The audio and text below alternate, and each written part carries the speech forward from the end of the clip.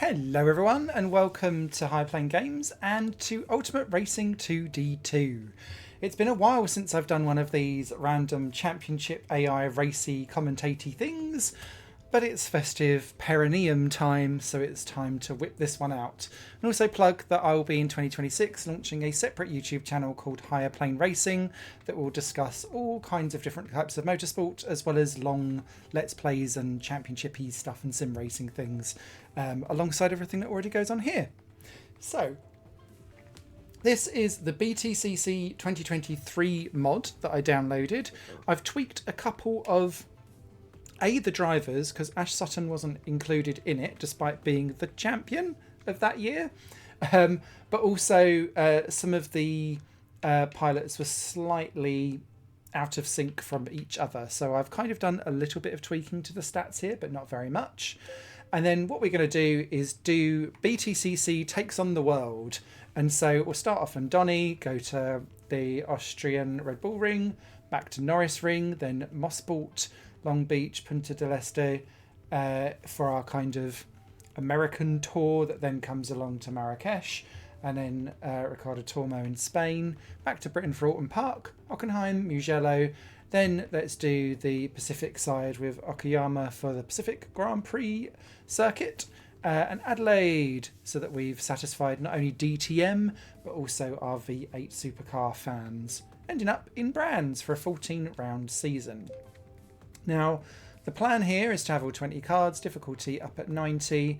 We'll do 18 laps, I think, per race. I think. We'll soon see. We'll do one lap for quali and leave it all visible. We're on spectator mode. Do you know what, actually, let's go for 16 laps to make this less long, hopefully. We've kept it soft and hard tyres. Tyre wear is at 1 ratio properly, I think that is. 10% rain, because rain seems to kind of come along more often than not in this game, which is slightly frustrating sometimes. But I've kept damage down at low, because when I did a quick test of this and then I came across a track that I'd inserted in that didn't have AI properly and had to stop the recording, everyone was smashing into each other, so that's why damage is on low. And I'm doing boosters recharging because it was providing some really odd results with the AI, so I think that would be fun to sort out. Collision's very much on. I haven't changed anything with this. So, should we dive in? Let me grab my cider. Glug, glug, glug. Cheers, everyone. Alright. So at Donington Park, the full circuit, not the national one. And we'll follow on board with Tom Ingram to begin with. I've loved BTCC for many a year, as Ash Sutton now takes over. He was our champion for this season. I'm not always a fan of what they've done with the hybrid system. I liked the weight penalties and all of that kind of stuff. But it's always a good old smash your car door open series that I've thoroughly enjoyed for many a year. And so it's good to have it on the channel. And it looks as though Colin Turkington may give it from Ash Sutton. No. And this was the interesting one. Some of the AI don't use all of their boosting quali, and that's what makes it quite an odd thing to watch. So Ash Sutton on pole ahead of Colin Turkington, Tom Chilton in 3rd, Dan Camish 4, Tom Ingram in 5, Rob Collard in 6th, then Jake Hill, Josh Cook, Daryl De Leon up in 9th, doing well, ahead of Bobby Thompson, rounding out the top 10. Andrew Watson ahead of Stephen Jelly, Rory Butcher, Andrew Morgan, Nick Hamilton doing well up in 15, ahead of Michael Crease, then Dexter Patterson, Aaron Taylor-Smith, Aidan Moffat and Dan Lloyd rounds out the field. So, there'll be a good split between softs and hards, I think. Softs going for 7 to 10 laps, hards much longer, but it is Sutton that leads the way from Turkington, Chilton and Camish. A very even Steven start off the line there. Some people using more boost than others, as Dan Camish tries to make it a Napa Racing 1-2, but Turkington says absolutely not. Chilton getting a little bit heavy-handed there. Ingram trying to find his way through as he snakes his way around the outside of Colin Turkington. That'll be a good switch back for the next run around through. But it is definitely Sutton that leads the way there from Chilton. Ingram now up into 3rd using his boost. Camish not so with the hard tyres, but it does look like a proper one-stopper for these with the 16 laps, as Turkington uses his boost to get back past Ingram. No, he doesn't. Tom Ingram stays around the outside and now goes to attack his teammate. Sutton, with all of that, able to conserve his boost and get some payback. Damage does affect cars as Camish dives through Turkington. Then it's Hill. Rob Collard then is running in what is 7th position ahead of Morgan. Thompson doing well. Then Cook. Stephen Jelly's got ahead of Michael Kreese, but Kreese then retakes him down into turn 1. Jelly with a fair bit of damage there to Leon, Butcher, Watson, Packerson and Taylor Smith next. Hamilton's dropped to the back on the hard tyres. Next to Patterson, last of the softs, as Sutton makes his way down to the Dunlop hairpin. Camish stays ahead of Chilton. Turkington now down in 5th. And what will be interesting to me is to see what point does Dan Camish then start to close back in on Tom Ingram and Ash Sutton as they stretch their legs out front. And it's been a real actual big field spread as Rory Butcher struggling there with Michael Kreese as the Scotsman drops back and is now about to lose a place to Aaron Taylor Smith. And indeed does so. Andrew Watson next up for the Battle of the Scots. Everyone else fighting their way through, and Tom Ingram has been caught not only by his teammate in the Bristol Street Motors cars, but also Camish in the Napa, and that's the I think that's the BMW there behind in Colin Turkington. It's like Jake Hill is about to say, "I'll have you, Mr. Adam Morgan," and that's a 2 teammates swapping, and that could be significant because that's hard tyre going past soft tyre. Though Morgan does have a slight bit of damage there, but Sutton is really pulling away and leading the way quite nicely here from the rest of the field as they start to definitely spread out on lap 5 of 16. That's Kreese battling with Taylor Smith, who's trying to go around the outside. Runs out of boost though, and this is where the boost really plays off because you see these swings and roundabouts going on as Camish versus Chilton for the final step on the podium resolves its way in Camish's favour. Both have got a fair amount of boost though, so let's see when they use it. Camish uses it right there, right now. And that's the real, if you get it in the right place, you can boost your way right through, as does Colin Turkington getting past Tom Chilton. And Jake Hill has used all his boost onto the back as well. Onto lap 7. This is the first time where soft-tyred runners could start to stop and get away with it. And if you switch to the hards, I think you'll make it all the way to the end. Oh, is that Kreese going off into the pit lane? That was a bit of a dodgy join into the pits there for Michael. But he's the first one in, and I think he's rejoined back on softs again. So he's going soft. That'll be interesting to see how that goes. Sutton stays on. Ingram is pitting. Yeah, the pit is slightly grassy here, but Ingram goes for softs, as does Chilton. This has surprised me. I would have thought they would have tried to have gone for hards. I wonder if that means that the hard shod Camish and Hill and Cook are going to try not to stop this, but it doesn't really look like the tyres are designed to do that, so we'll see how it goes. Darryl De Leon comes in. He's been in some trouble along with teammate Dexter Patterson, but De Leon there with lots of smoke coming out the back of the car, that was not helpful for him. As Sutton pits, handing over the lead to teammate Camish. Napa Racing 1-2 about to be stopped because Jake Hill moves up into 2nd place on his worn hard tyres. Coming out of the pits is a little bit dodgy by the looks of it, as Turkington and Tom Ingram do battle, and that is Ingram blasting his way back through. Turkington trying to get back, but he's run out of boost before he can get to the back of Tom Ingram, so that resolves that podium battle for now. Adam versus Aaron for 9th and 10th, but Taylor Smith yet to pit, and you have to say actually the soft shod tired runners are having a much better time of it, as Bobby Thompson moves himself up into 11th. Stephen Jelly follows through into 12th. Nathan Moffat yet to pit down in 13th now, as that is Andrew Watson. I would just pit if I were you with that amount of damage. And indeed he is, as does Michael Kreese, who's in for his 2nd pit stop. That doesn't feel right. But he's in, as is Dan Camish from the lead of the race, as is Jake Hill on lap 10. So Camish comes out on soft tyres. Is Hill doing a switch to soft as well? Yes, he is. So this is all about... Oh, what a rear ending from Tom Ingram to Dan Camish. That gives the third position, to Colin Turkington. Ingram now with some damage. Camish well in front of them for the time being, but with the lapped traffic now getting in the way for Ash Sutton, this is going to cause him some issues. Kreese has been in for 2 pit stops. Hamilton the last to pit there along with Dan Lloyd as they get rid of their hard tired compound tyres. That made a sentence. Chilton continues on his way there. Morgan now under attack by Rob Collard. He's actually performed quite well there with some of that damage, but Josh Cook up into 9, Thompson in the top 10.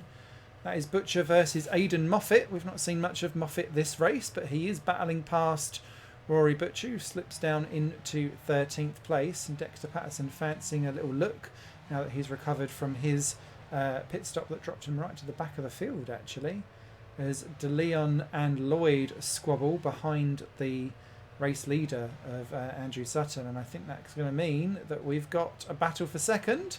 It is. Tom Ingram dives around the outside, makes a nice clean move on Camish, hasn't got tons of more boost, and is going to need to make sure that he can clear Lloyd and De Leon and put some cars between him, which indeed he does. Camish next up now needs to kind of make a clean move himself in order to make sure that he doesn't get caught by Turkington. Turkington made light work of Lloyd, slightly held up there by Turkington, and you'd have to say actually Camish has came out of that well. Turkington used his boost to catch back up again and makes a dive.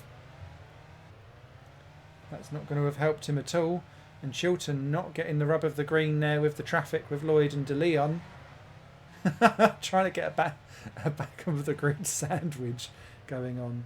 That's not worked out well for him at all. But up front, Ash Sutton serenely going around on his penultimate lap, 2 seconds ahead of Tom Ingram as they get round Butcher, and now they've got Patterson and Aaron Taylor-Smith to deal with.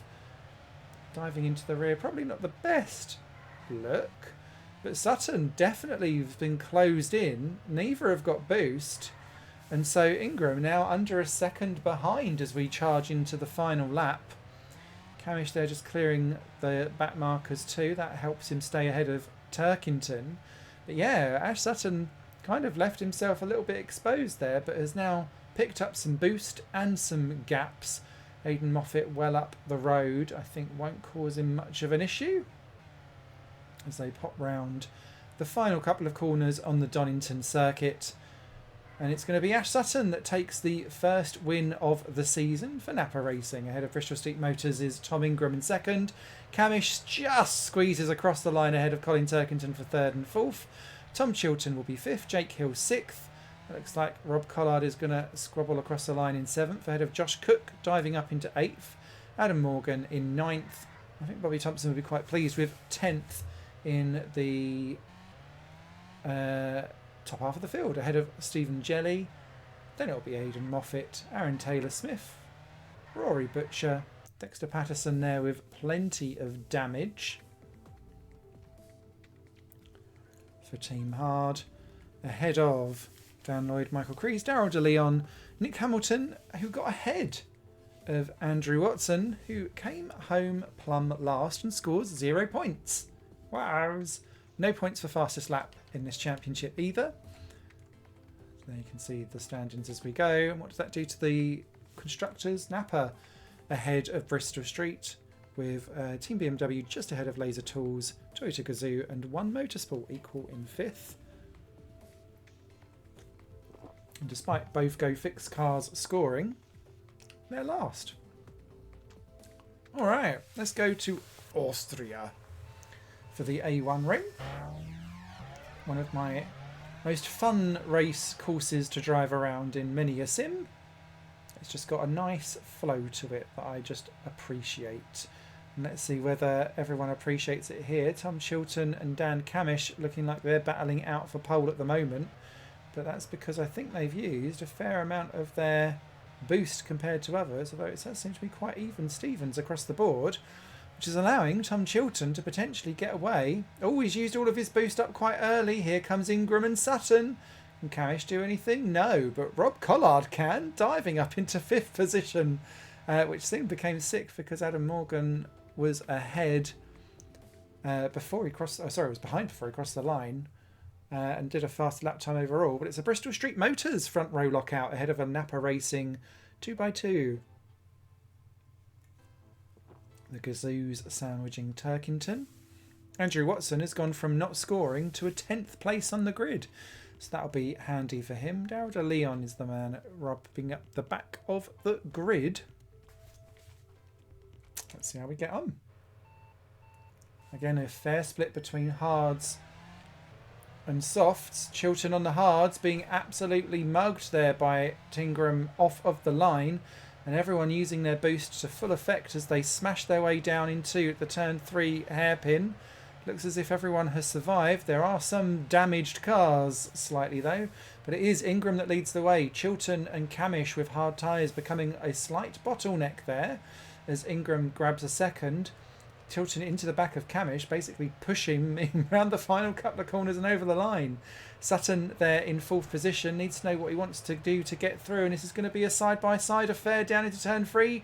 Chilton stays just ahead of Sutton, but Sutton has got much more boost, dives through into second, didn't even need it as he and Ingram start to get back to the front of the field. Then it's Camish, Morgan, Butcher, Collard, Watson, Turkington, Jelly getting really pinched in the back half of the circuit. Is now battling with Jake Hill as Collard there is about to be attacked by Jake Hill. Definitely. Aaron Taylor-Smith doing a boosty woo as well as everyone smashes their way again down into the hairpin. And this is getting to the point where some of these cars have got enough damage where they might consider a slightly off strategy pit stop. Softs lasting 7 to 11 laps, hard tyres 11 to 15. So again, everyone will need to pit at least once. And this has kind of turned this race into almost Formula 2-esque tactics as Sutton tries to go down the inside of Ingram. Ingram holds the racing line just about. Sutton's got more boost. Oh, that was a bit nasty between those two. Handbags at dawn, but Tom Ingram stays ahead just for now, but Sutton uses his boost, dives through into the penultimate corner to take the lead back. Ingram uses his boost back across the line, not able to do anything as they go up to the back straight. Camish has been well and truly dropped, as has Chilton. Butcher now up into 5th, Hill to 6th, but damaged. Aaron Taylor-Smith in 7, doing a good job this time around, ahead of Collard and Watson. So both of those cars looking decent there. Crees up in the back end of the top 10 into now 11th as he tries to work his way past Turkington, who's not quite going on all full cylinders this time around compared to last time. He is damaged too, and that is Michael Crees about to take 9th position away from Turkington. Not for long as the Scott takes his way back through again. Chilton onto the back of Butcher for 4th position. Nothing doing there. And Taylor-Smith trying to make those soft tyres really work as he smashes his way through. Chilton round the outside. Either side pincer move on Rory Butcher for Taylor-Smith and Chilton as they move up into 4th and 5th position. And Jake Hill's gone with them up into 6th, and he's got boost and slipstream to spare. Dives past Aaron Taylor-Smith and then is able to skid around and hold the line. And he's got enough boost there to pose a threat to Tom Chilton. And indeed he does. Straight through there goes Jake Hill up into 4th position. He is a threat as into the pits comes Ash Sutton. That's early on lap 7 of his pit window. Interesting there. Who else is in? Rory Butcher. He was damaged, so that doesn't surprise me. As look at Andrew Watson and Stephen Jelly getting past Morgan and Crees. As Stephen Jelly on the hard tyres, now looking like he wants to try and attack Andrew Watson as the cars on the soft tyres start to find themselves a slight disadvantage. And you can see how that took place because Dan Camish had already got in front of Ingram and he's on harder tyres, so that's worked out well for him. And in fact, Ingram has lost a ton of time. I'm not quite sure what happened there, but through has gone Sutton, through has gone Chilton. There is Ingram out just ahead of Turkington, who looks like he's going to try and have a go and get through anyway. It's not working out well at all in the pit stop phase there for Tom Ingram, and that has allowed Ash Sutton to squabble away from it up front as the midfield squabbles away. Darrell de Leon up in 11th place at the moment. That's looking good. Rory Butcher looking a little bit more feisty this round compared to the last round where he went backwards really and didn't trouble the top 10. This time it looks like he wants to, but he's got nowhere to go. as he smashes Adam Morgan and Darryl de Leon, who are both now quite heavily damaged. Oh, and here comes the rain. What does that mean for Chiltern and for Tingram? They're all in and they're all switching to the wet weather tyres. So those who did not pit have really gone for it, but there's a split. Hill and Collard are on intermediates. Everyone else seems to have gone on to wet tyres. Do they know something that we don't know? I think they do. Look, it's the tiniest shower of your lives. You're going to have to stay out to a degree because there's some wet tyres out there, but those inters are going to work so much better. And actually, is Ash Sutton... He has! He stayed out on the dry tyres. And that has worked him a treat. If he can stay in the lead, I don't know if he can. Dan Camish is going to dive his way through. Indeed he does. And he takes back the lead as the sun rejoins back out. But Camish is going to need to pit. And indeed he does. He's straight in there. Sutton goes round again. And that is going to save, potentially, Sutton plenty of time. Look, he's back out in the lead. Camish in. All of that inters versus wets didn't really matter too much, although that has allowed Jake Hill to go round and do another lap. But now it is bone dry out on the track. So Jake Hill, with that bold move, same for Jelly, Crees, Watson and Hamilton, it's not really worked out for them because it's got too dry too quickly. And as Hill powers himself round Dan Lloyd because they're busy getting blue flagged, yep, they're going to have to come into the pits, and that's going to ruin, I think, Nick Hamilton's race. He's going to end up plumb last and probably the non-scorer this round unless something dramatic happens. As that is Ash Sutton now 4.5 seconds clear of Dan Camish. 5 seconds now. Chiltern into third ahead of Ingram, who's 3 stopped compared to Sutton's 1. And Sutton's the only one that did it. Superb stuff. Hill, not content with how the race has gone, has dived himself up into 5th position and got himself away from Colin Turkington for now. Collard up into 6th. Stephen Jelly throughout all of that has ended up in 7th. And again, it's the 2 stoppers that have done well. Taylor Smith with a 3 stop in 7. Butcher in 10th, just going a lap down as Sutton starts his final lap. And that's not worked out well for Josh Cook at all. He's now down in 11th after all of that. Oh, hello, Darryl de Leon. Trying to unlap himself there. But we all have to marvel. It's win number 2 coming up here for Ash Sutton, unless anything dire happens in these last couple of corners. And to that, the answer is no. A dominant strategic win there by Ash Sutton to take victory number 2, and it's a Napa 1-2 as Dan Camish slots into 2nd. Oh, which Bristol Street Motors is going to get 3rd? It's Tom Ingram, beating his fellow Tom Chiltern over the line for 4 and 5. For 3 and 4. Hill gets 5, ahead of Turkington 6. Collard is 7. Jelly is going to be 8. And then Aaron Taylor-Smith versus Rory Butcher. Oh, no. You just let him through, Aaron. That's not gone well at all. Rory Butcher grabbing 9th over the line from Aaron Taylor-Smith. Adam Morgan ends up in 11th position. Cook down to 12th by the end of all of that, ahead of teammate Moffat. So One Motorsport, they're not really punching quite as high as what I think they'd have liked.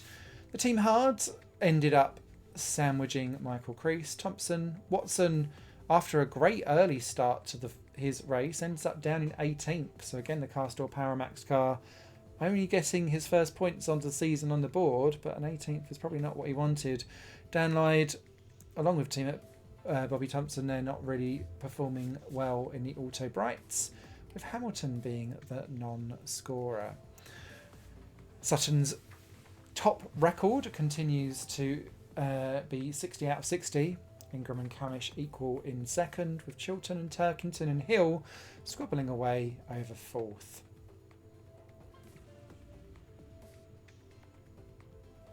You can see everyone now off the board. And that means that Napa is ahead of Bristol Street Motors, but it's still close between BMW and Laser Tools, with Gazoo and One Motorsport running behind. In fact, 7th to 9th, covered by 2 points. Juicy. We're off to Norris Ring next.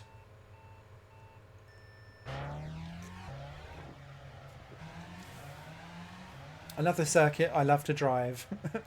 But this deserves like a 24-hour endurance event.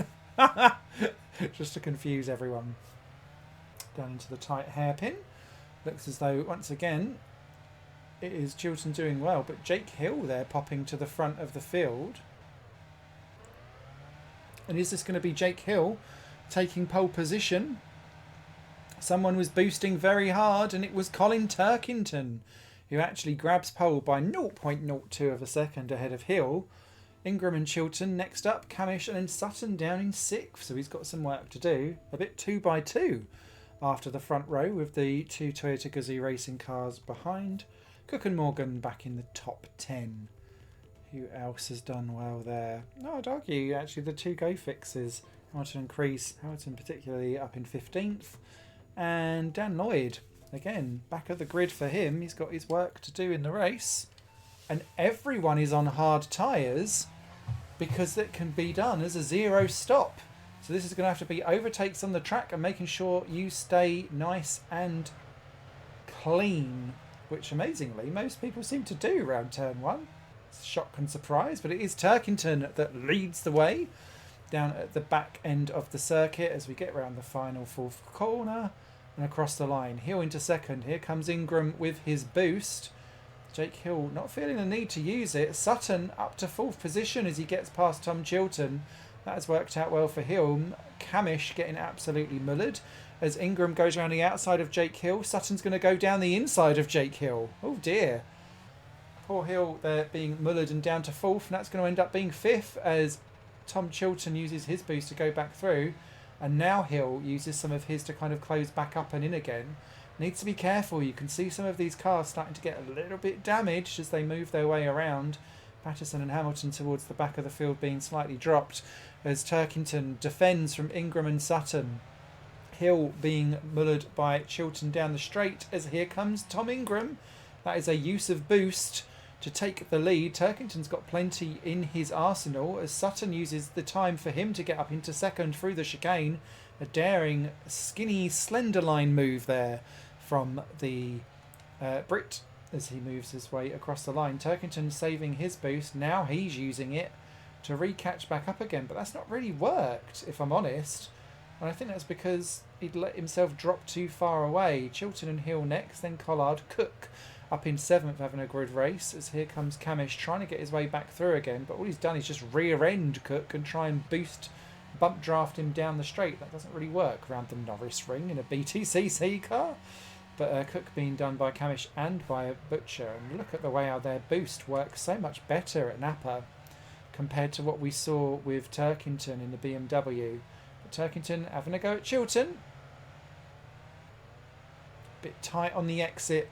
Wasn't able to get the power down. That did not work for him as Sutton regains the lead from Tom Ingram.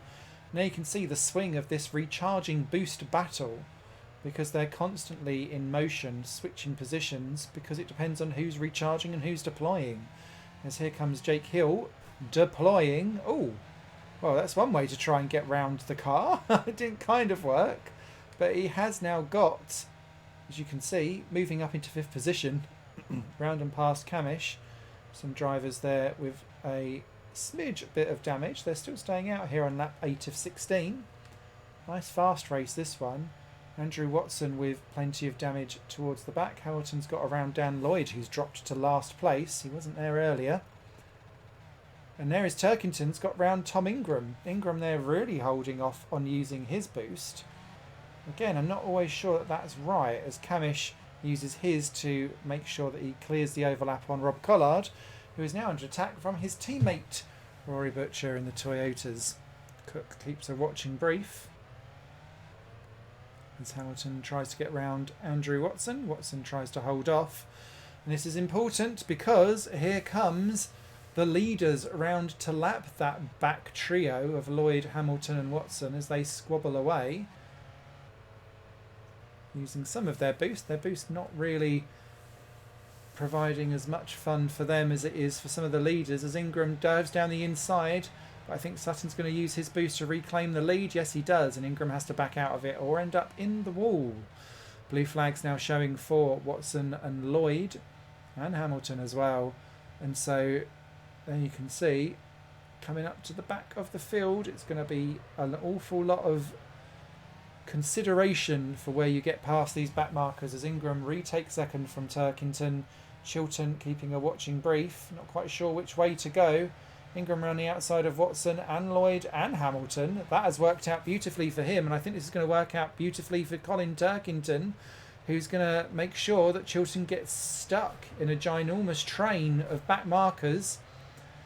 But Turkington has not used his boost to really take full advantage of that, as Watson's now got smoke coming out the back of his car on lap 13 of 16. I think you might need to pit if that continues. Now he's going to stay out. Turkington versus Chilton versus Hill. Hill there really fancying his first podium of the season as he dives past Turkington and is now having a look at Chilton. And there he is, straight through. He's not got a ton of boost, and here comes Chilton to use his. That's going to all depend on how he deals with... Oh! Tingram's into the lead ahead of Ash Sutton. And look at him scamper off away. This could be the first dent in Ash Sutton's perfect scoring record as we come on to the last lap. There's no other traffic for them to worry about and deal with. They're far enough up the road by the looks of it. Stephen Jelly and Aidan Moffat. So this is all down to the final lap. And Sutton using some of his boost. Not tons of it though. He's keeping a watching brief, but he's too far back. So Tom Ingram takes his first win around the Norris Ring. Ash Sutton second. Jake Hill grabs the final podium slot in third. Great run from him. Head of Chilton, then Turkington, then Camish. Josh Cook grabs seventh. That's his best of the season. Ahead of Rob Collard, Rory Butcher, Aaron Taylor-Smith, Adam Morgan. Darryl DeLeon gets 12th. That's his best. Ahead of Jelly, Moffat. And here comes Bobby Thompson just keeping a off Dexter Patterson. Michael Crees a slightly battered 17th. Not as battered as Dan Lloyd or Andrew Watson, though, who come home 18th and 19th and still beat Nick Hamilton over the line in 20th. Juicy. Juicy, juicy, juicy. So that means that Ash Sutton's championship lead has been reduced slightly as Ingram moves clear into second ahead of Camish. Chilton has got Jake Hill and Colin Turkington now for company in that battle for fourth. Collard is in seventh. Josh Cook moves himself up into eighth with that consistency. Morgan and Butcher next up. Jelly best of the second half of the field. And it's just Lloyd, Watson and Hamilton yet to get into double figures.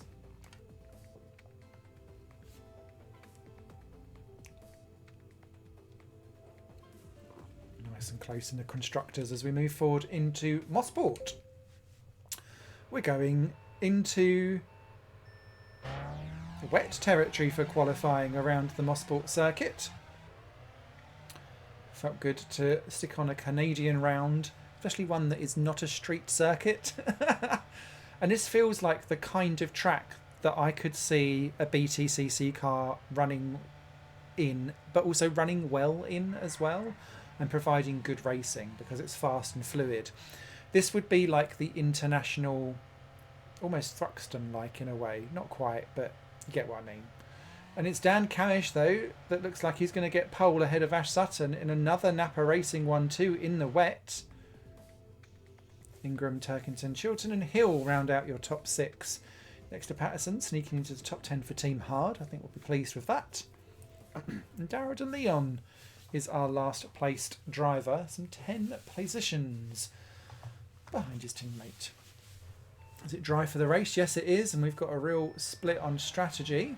The hard tyres, in theory, can make it to the end with 0 stops. But the soft tyres will definitely need to make one. And it is Camish leading the way ahead of Sutton and Ingram. They go side by side, toe to toe for second position as they come into the tight double right. But no, Turkington stays ahead behind there and is now about to punish Sutton and Ingram as well as he uses his boost to get up into second place. Welcome to the party, Colin Turkington. Ingram saying, I don't want you invited, and tries to get back through as the three of them go squabbling into turn one. Real tricky battling side by side. Sutton trying to get involved too on the hard tyres. He knows he might not need to, but whilst they're all squabbling, if he can then make hay whilst the sun is shining and get into the lead, that just gives him even more of an advantage, because when everyone else has to pit, he's not going to be too far behind. As Turkington now gets a tiny little advantage over Ingram. Slightly damaged there. Sutton and Camish goes toe-to-toe in the nappers for third and fourth. Then it's Cook, Hill, Chilton, Patterson up into 8th. Great run. Crease 9th. Butcher 10. Andrew Watson was in 11th, but Stephen Jelly gets his way through. Taylor Smith, Collard and Morgan, Moffat, Thompson, Lloyd, Hamilton and De Leon started last. Sorry, started 10th and is now last. So that's not worked out well for Daryl De Leon at all. No, it wasn't. He started last and he's last. It was Dexter Patterson that was 10th. My bad. So, Turkington, Ingram and Camish and Cook have now all got past Sutton. I think that was because there was some boosterooing going on to some degree. But yeah, Sutton having a poor lap and dropping back from what was a battle for second and third down to now 5th. Closed himself back onto the back as the field spreads out slightly and gets busy. Here's Ingram. Oh, that's not really a sporting move there. And Colin Turkington's rear end gets well and truly mauled. Much cleaner overtake down at the back end of the circuit there. Puts Tom Ingram back into the lead. The BMW of Colin Turkington I don't think will take that one lying down. And there he is using his boost, but actually overshooting the corner somewhat. Trying to do an overtake, and that did not work at all. And he's lost quite a bit of time.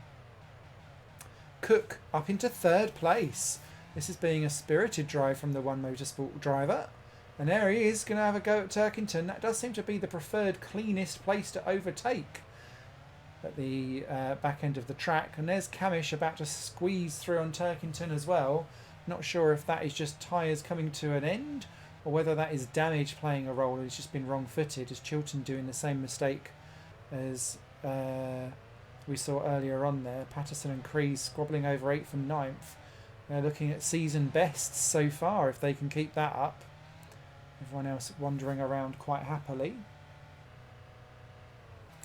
On to lap 8 then, half distance.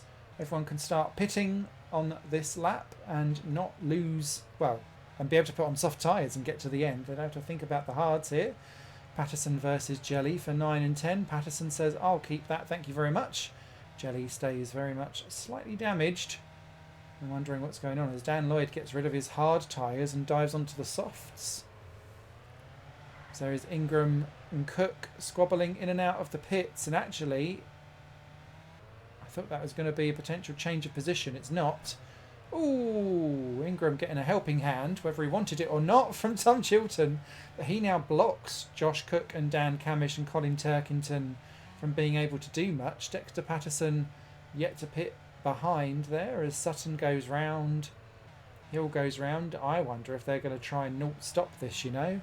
And this is going to be Turkington trying to push on. Chilton next. That is Cook and Turkington squabbling away. Camish looking at which way to go. Doesn't know which one. Then it's Morgan, Collard, Butcher, Crees. Patterson into the pits for his one and only stop. And he's going to rejoin just ahead of Stephen Jelly. And that is a keep of position because Jelly pitted the lap beforehand. But he's got the momentum. Patterson's not using his boost. And Jelly's going to take the position. He needs to be careful because Bobby Thompson and Aidan Moffat quite fancy a little lunge through. And that move has not worked out for Dexter Patterson. He's now trying to go down the inside on the penultimate corner. That's not worked for him at all. And now he's left himself exposed to Aidan Moffat and he has to do the dive bomb down into turn 1. I can see Jelly trying to get that one back. Thompson, Taylor Smith and De Leon all squabbling over the back end of the points as well. As Dan Lloyd and Andrew Watson try to recapture themselves back up again. And that is because Sutton and Hill are busy squabbling. And here is Tom Ingram. This is important if he wants to tackle for the win to get past Jake Hill cleanly. And he has done. He's not got tons of boost. He's going to need to make sure that Jake Hill doesn't get himself back past again. Because if he does, and he's having a look into the final corner, but there's nowhere doing. Dive bomb down into turn 1. Nope, too far back. So that's going to allow Tom Ingram to continue to close down Ash Sutton, but Hill's not done. Jake Hill is being an absolute beast trying to hold on those hard tyres. It's working out beautifully for him and for Tom Chilton, actually, to be fair. He's now pulling himself back into some kind of contention here. But this is dragging Jake Hill and now Tom Chilton along for the ride, and Tom Ingram not really closing down on Ash Sutton very much, as Sutton now gets himself buried into the back markers. He's lapped Dan Lloyd. He's now getting past the non-stopping so far Nick Hamilton. Andrew Watson's next up on the list.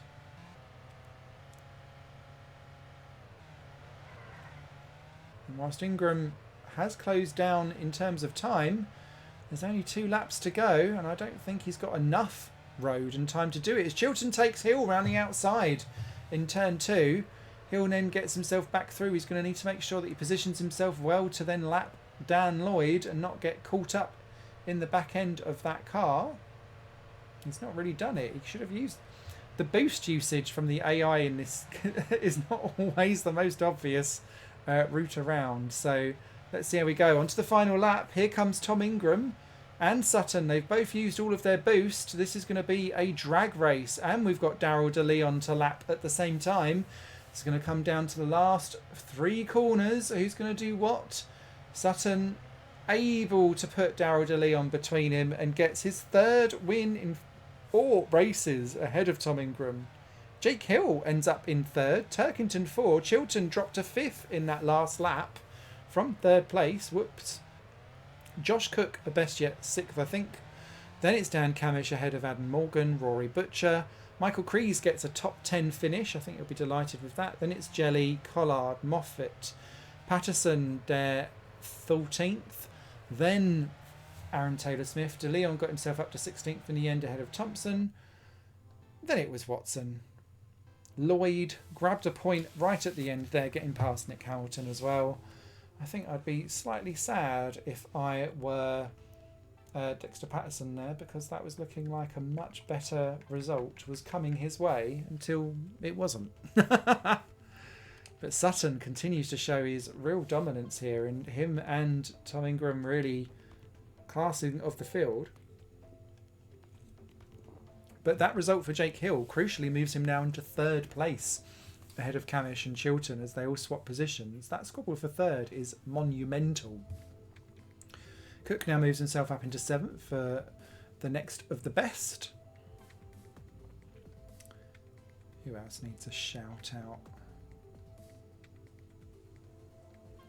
Moffat not quite running at the same performance as his teammate. The 2 team hard separated just by a singular point, and Hamilton still only 1 point on the board as Laser Tools leapfrogs BMW. Alright, our American round takes place at the Long Beach. Again, I feel like this would be a really good track for touring cars to race on. It's kind of Adelaide-esque, which you see some really great V8 races taking place. But there's still plenty of places to overtake, proper stop zones, and it's fast and fluid. So yeah, I feel like this would be a good ballsy, and you'd need some proper good tyre stacks at the end of that back straight. But I feel like it could be done.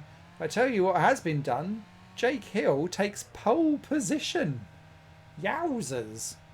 Well done for the Laser Tool racing car ahead of Chilton and Ingram, Turkington, Camish, Collard and Sutton's down in 7th. Interesting. Aaron Taylor-Smith up in 8th. Strong performance there. Andrew Watson 3.3 seconds off pole. Might want to use his boost. So again, this looks like everyone's going to need to stop at least once, potentially twice if you're softing. And the drag line down to turn 1 allows Chilton to take the lead. But look, it's raining straight off the bat as everyone makes their way round. There's a fair bit of back and forth and drama in terms of how everyone makes their way around as Turkington gets past Collard for 4th position. But as the rain starts to fall, everyone's going to need to dive into the pits. So anyone that started on hard tyres and didn't get that initial grip is going to be in trouble. As into the pits comes the entire field. This is going to end up being an absolute cluster. I think everyone is going to come out on wets. It's staying as raining, even though it's slightly lighter on the rain. But Chiltern then leads from Hill. Big gap back then to Turkington and co. Michael Crease there having a really long pit stop, so I'm not quite sure what's happened to him. And look at Sutton. Sutton in the walls, skidding around, having all kinds of problems. He's only 10th position, so he's got an awful lot to do, starting with Darryl DeLeon and Josh Cook up ahead. Adam Morgan running well as well. But it is Tom Chiltern leading the way. And now it's going to start to dry. As look at the way that it's skidding round. Camish in the wall. Everyone in the wall. Oh, that's a huge hit there for Taylor Smith and particularly for Bobby Thompson. Losing a lot of problems. Oh, sorry, a lot of damage and grip there as he works his way through. Rory Butcher trying to take over all of the people down the back straight there. Worked out quite nicely for him. Stephen Jelly right at the back of the field, so that's not worked for him. As look at the amount of times people have just smacked into the back. Even Michael Crease all on his own there, struggling a bit. All right, is it time for dries? I don't think it is. It's still wet enough, and with everyone on wet tyres, there might be a slight split between when people do and don't want to pit, as Patterson puts Bobby Thompson in the wall again out of the final corner. And then Patterson trying to find his way past Hamilton. Nothing doing there as the second half of the field squabble themselves away. But Chiltern there, a second clear of Hill and then Turkington and Collard and co. This is working out quite nicely for them. And look at Ash Sutton. He's managed to claw his way back up into 7th place. He's got past Morgan, Cook and DeLeon.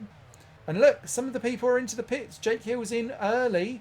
Collard and Turkington have gone round again, as have Chiltern. Hill's onto the soft tyres. That's going to mean he's going to need to stop again as well. Camish out on hard. He won't necessarily need to, although it will still be quite tight-ish. Ingram and Sutton both out on softs. And look at Ingram going through. And look, it's going to start to rain again.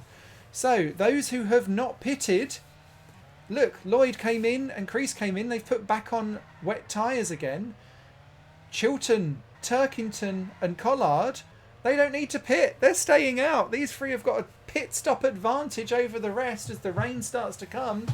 This has worked out beautifully for Tom Chiltern, Colin Turkington and Rob Collard as they stay well ahead of the rest. In comes Hill, then it's Camish.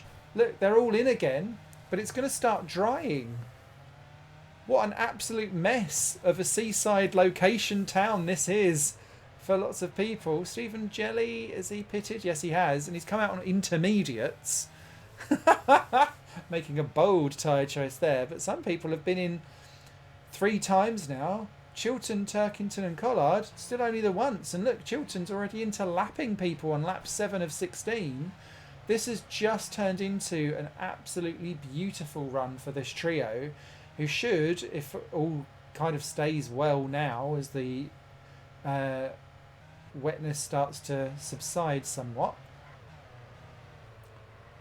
Anyone pitting? Yes, Bobby Thompson's in. Dexter Patterson is in. Chiltern goes round again. I think they've learnt the lesson of let's just keep staying out and see what happens.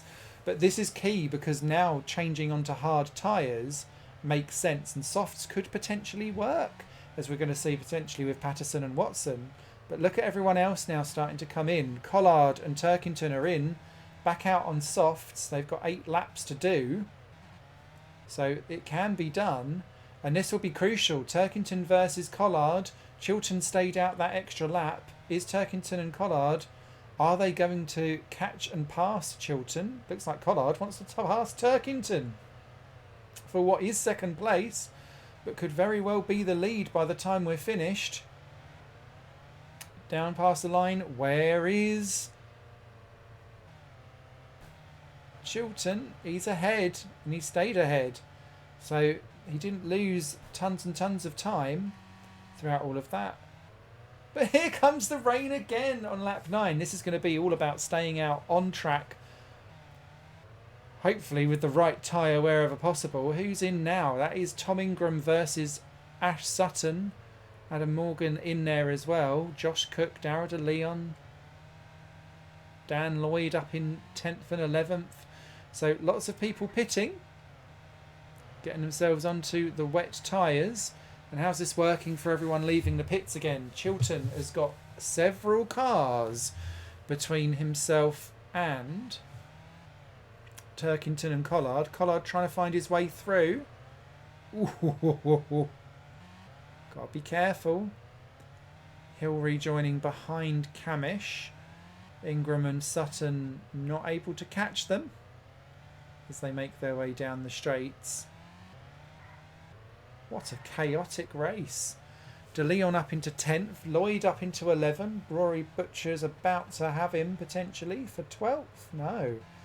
And it's Crees. Aidan Moffat lapped. Patterson about to take him for 14th position. Moffat's season not going to plan so far, although he does hold on to 14th for the time being. Then it's Thompson, Taylor Smith, Hamilton in the points at the moment ahead of Jelly and Watson.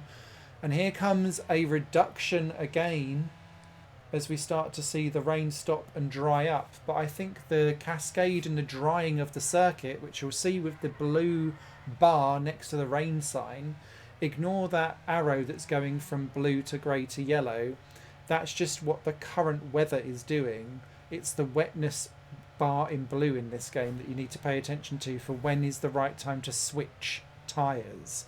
And so as Chilton gets blocked by Crees and Lloyd, suddenly Colin Turkington fancies a win. And look, he's diving down in the BMW, not able to deal with the Bristol Street Motors cars there, but he's able to in the next corner. And if he's clever, he'll get Crees and Lloyd. And he does. He's passed the pair of them. Lloyd into the wall, loses his position to Crees at the same time. But Chilton's not got past Crees just yet. And as Rory Butcher ploddles on through, this is going to be a fascinating one to see what people do with the last couple of laps. Lap 13 of 16, Turkington and Chilton squabbling away. They've dropped Rob Collard by a couple of seconds and a few back markers to get through. But the whole thing is a real dilemma because this is going to get dry, I think, by lap 15. I would argue you could probably get round this course without needing to pit.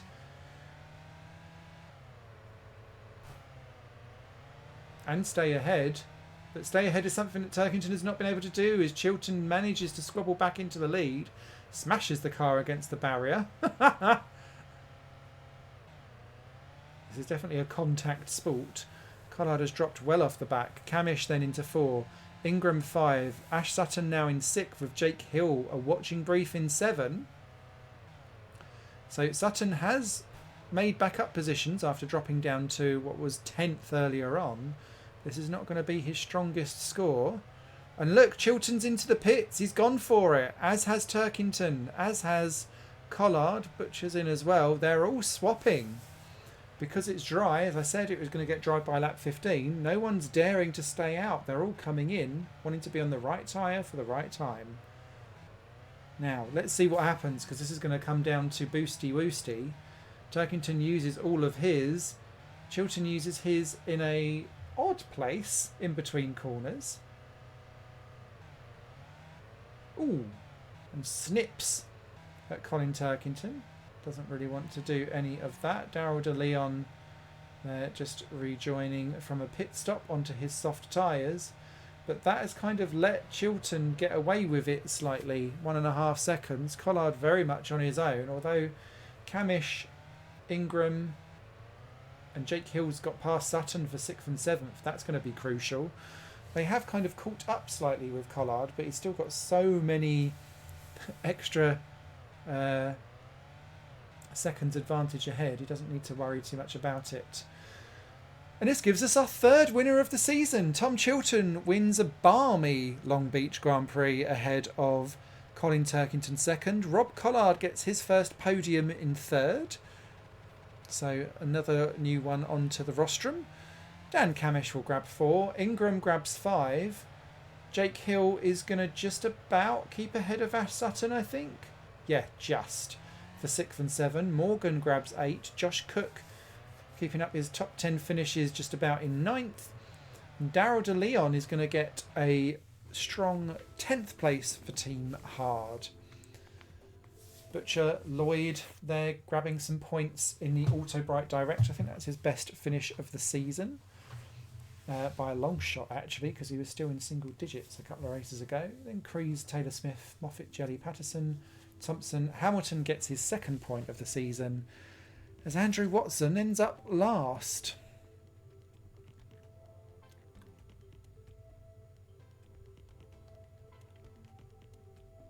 Creed's doing very well to get up to 13th. He managed to skip a stop, didn't he? But his first lap was atrocious.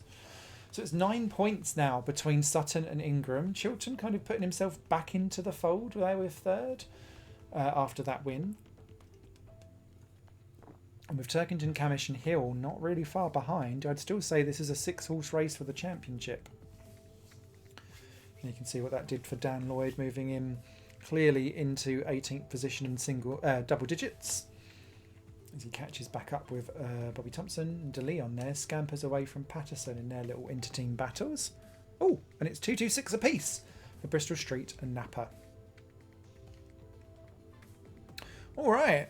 I thought it would be interesting to try out a Formula E track and go for Punta del Este, because what is a Formula E track without really ridiculous chicanes and unraceable circuits in weird locations? And that feels like something, again, that BTCC could do quite well, reminding me of a discount surfer's paradise. A very discount surfer's paradise. But Ash Sutton looks like he's taken to this one like a duck to water, but Jake Hill has got quacking quicker as he dives himself down and round. But Sutton has kept all of his boost for the last bit, so I expect a little blast of the past over the line. No, he doesn't. Well, that shocked me. That gives Hill the pole. But more because Sutton forgot to do boost. But that has put Sutton back on the front row for the first time in a few races. Then it's the two Bristol Streets ahead of Jelly with his best performance in 5th. Finally showing up alongside teammate Colin Turkington. Cook up in 6th. Camish and the two Toyotas 9 and 10 for that's probably their least convincing showing so far. The most convincing though for Go Fix, 12th and 13th, looking good there. Andrew Watson again at the back of the field. Quali not going to plan for him. So a real flip there. The hard tyres in theory can go to the end. I don't think they will, as everyone squabbles their way through these first couples of chicanes. Then down the back. This track actually really does resemble Surfer's Paradise, now that I've seen it. Surfer's Paradise mixed with Jeddah, but just low rent. As Hill leads the way from Chilton, Ingram. Then it's Sutton, Camish, Jelly looking like he wants to get some action in, and he's been far too jelly of everyone else beforehand as the Bristol Streets basically block out the track as Sutton's trying to find his way through, and this is allowing Jake Hill on the soft tyres to scamper away. He's not used all of his boost either, although Ingram is now starting to use his to try and pull out from Chilton. Chilton does the same, and Jelly does the same and pops up into 4th position. By far the most convincing showing Stephen has shown so far in this championship as he tries to block Camish and Sutton as the two nappers not quite able to push their way through just yet, but they're breaking free now. Camish on soft tyres needs to make hay whilst the sun shines early in this race, particularly as the two Bristol Street motors are on hard tyres, and they're catching Ingram actually somewhat as they go round the sperm head corner. I think I'll call that. As Turkington is about to sabotage, I think, his teammate and skiddy off up the road. Indeed he does. Aaron Taylor-Smith up in 8th position. Again, is he going to flatter to deceive with an early run of form? He got caught up in the barriers there. That allowed Butcher to get through. As Morgan scrapes past Collard. Cook is next. Leon Moffat, Crees, and there's Dan Lloyd battling away with his teammate and in the team hard of Dexter Patterson trying to scrape through, and again a stonk into the barriers. There's quite a few hits of the barriers here, and I wonder if we might get a couple of people needing to pop into the pits slightly early to get take advantage of some repair work. So you can see the top 5 really pulling away there as Stephen Jelly kind of becomes not so much the bottleneck, but he's kind of the next one as along with the team hards as Aaron Taylor-Smith again hits those barriers. That's not working out well for him as he tries to catch back up with Cook. Turkington about to have a go at Jelly and does so into the first of those double left-handers.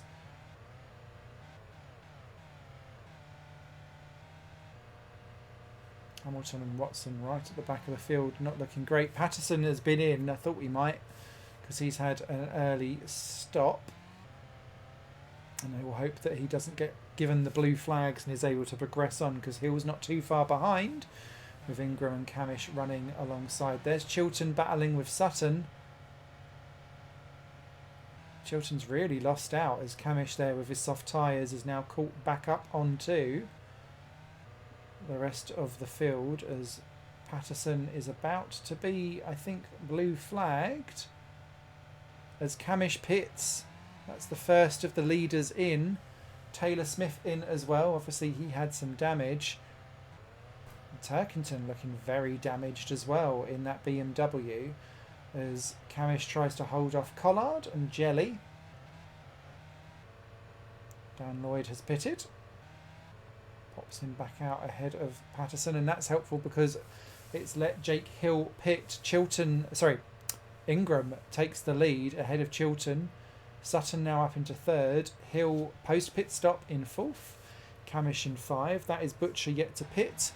Oh, hello. We've got a problem there. That's Stephen Jelly having to go into the pits and stop in reverse. That has ruined what was a fantastic first half of the race for Stephen Jelly. And now all of a sudden he's down behind Collard, behind Turkington, squabbling ahead of De Leon. That's lost him time. He's going to need to work out how to get that back again. Ingram deep into the traffic now, as he gets around Patterson and Lloyd. Next up will be Andrew Watson, who is yet to pit.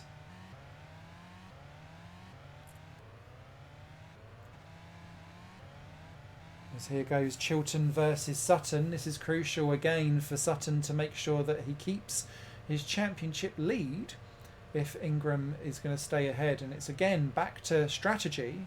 We reduced down these races to 16 laps, but it hasn't totally removed all of the strategic spinning tops that go on across a race weekend. Ingram is well clear of Chilton, so if he's going to try and eke it out to the end, we'll soon find out. There's Chilton, there's Sutton, there's Jake Hill with new soft tyres going around the outside of Sutton, is he? And using some boost. Yes, he is, up into third place. And I think he quite fancies having a go at Chilton for second as well, although they've all kind of crashed into each other down to the final corner. B. Thompson pops into the pits, getting rid of his hard tyres. So someone's made the jump. That's interesting. That puts Bobby Thompson down to last place, so that's really not worked out well for him at the moment. Jake Hill versus Tom Chilton now. What's he going to do? He's going to wrong foot Chilton as they pop a lap on Nick Hamilton, and that puts him up into second place and just a couple of seconds behind Tom Ingram, who I think is going to be going to the line here with 16 laps of tyres. Is anyone else trying that as well? Chilton certainly is, as he's struggling to get round Hamilton. Look at Sutton and the way he was able to ram his way back through again. Nick Hamilton and Andrew Watson are also trying to do the same, as is Aidan Moffat and Rory Butcher, but they're kind of becoming a little bit of a bottleneck. If we look towards the back here, it's an absolute pandemonium smash fest. Someone's put in Destruction Derby or Wreckfest and got us some extra racing going on towards the back here. But here's the crucial battle for the win. Now, as Ingram has been caught by Jake Hill, Hill has got tons of tyres, and Ingram has just used all of his boost. So that's not worked out well. And look, Dan Camish is watching brief in third place, and he's got a ton of boost to his credit. So Jake Hill is going to have to be nimble and quick if he's going to get past Ingram on this last lap. But Camish is even more threatening, although he has used most of his boost to try and get round Hill, and it's not happened. Are they going to prevent each other from then getting to Tingram? Yes, they are. Camish there escapes through Hill up into second. Ingram with just the last couple of corners to go. He's going to hold on for the win, is he? I would boost over that line, mate. Doesn't need to. Ingram gets the win ahead of Dan Camish and Jake Hill. Another podium in third. Chilton dropped down to 4th. Sutton in 5th. That 0 stop kind of worked, but kind of didn't. Josh Cook up into 6th though. That definitely worked for him stopping. Adam Morgan a strong run to 7 ahead of Collard. Turkington just beating out Aaron Taylor-Smith for 9th and 10th, but it's good to see Aaron Taylor-Smith up there again. Jelly, after that pit stop woe, ends up 11th. And that has ruined what was looking like a very solid day for him. Butcher, De Leon, Moffat, Crees, Watson, Thompson, Lloyd, Patterson, who did get past Hamilton at the end there, getting the last point. And that now means that Ingram is ahead of Sutton. Quah! Juicy, juicy, juicy. So, let's see how we get on as we move forward into round 7, where we will go to Marrakesh.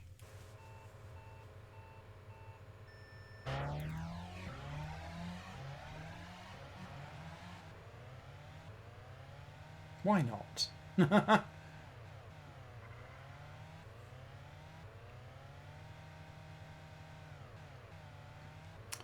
This track reminds me of Circuit Superstars. Let's look at Chilton there using his boost. Is Sutton going to use his boost? No, again. It doesn't look like he's going to use his boost unless he floors it over the line. No. Bizarre. Look at Rory Butcher using his to great effect to get onto 4th on the grid in the Toyota. So that will work out well for him. Teammate Collard in 6th. So it's all gone very well. But it's Chilton there that grabs that pole. Moffat up in 9th. That's his strongest quali for a wee while. Bobby Thompson last on the grid. All right, let's see how we get on.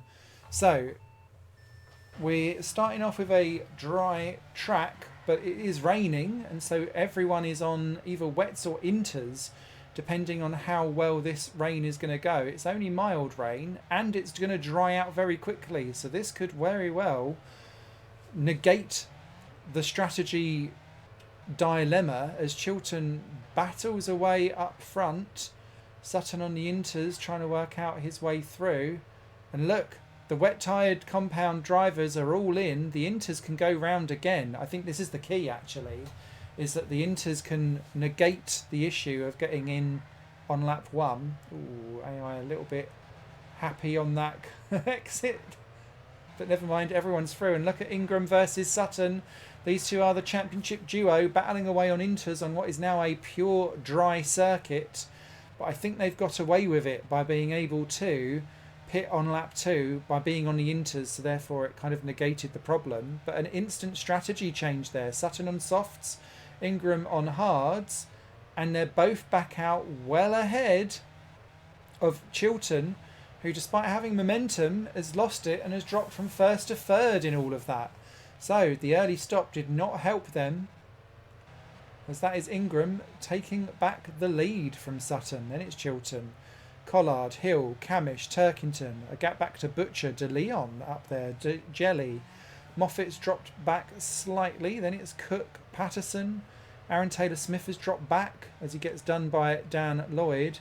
Crees, Watson, that's Adam Morgan, who is well out of position there in the BMW, down in 17th. Not quite sure what's happened to him.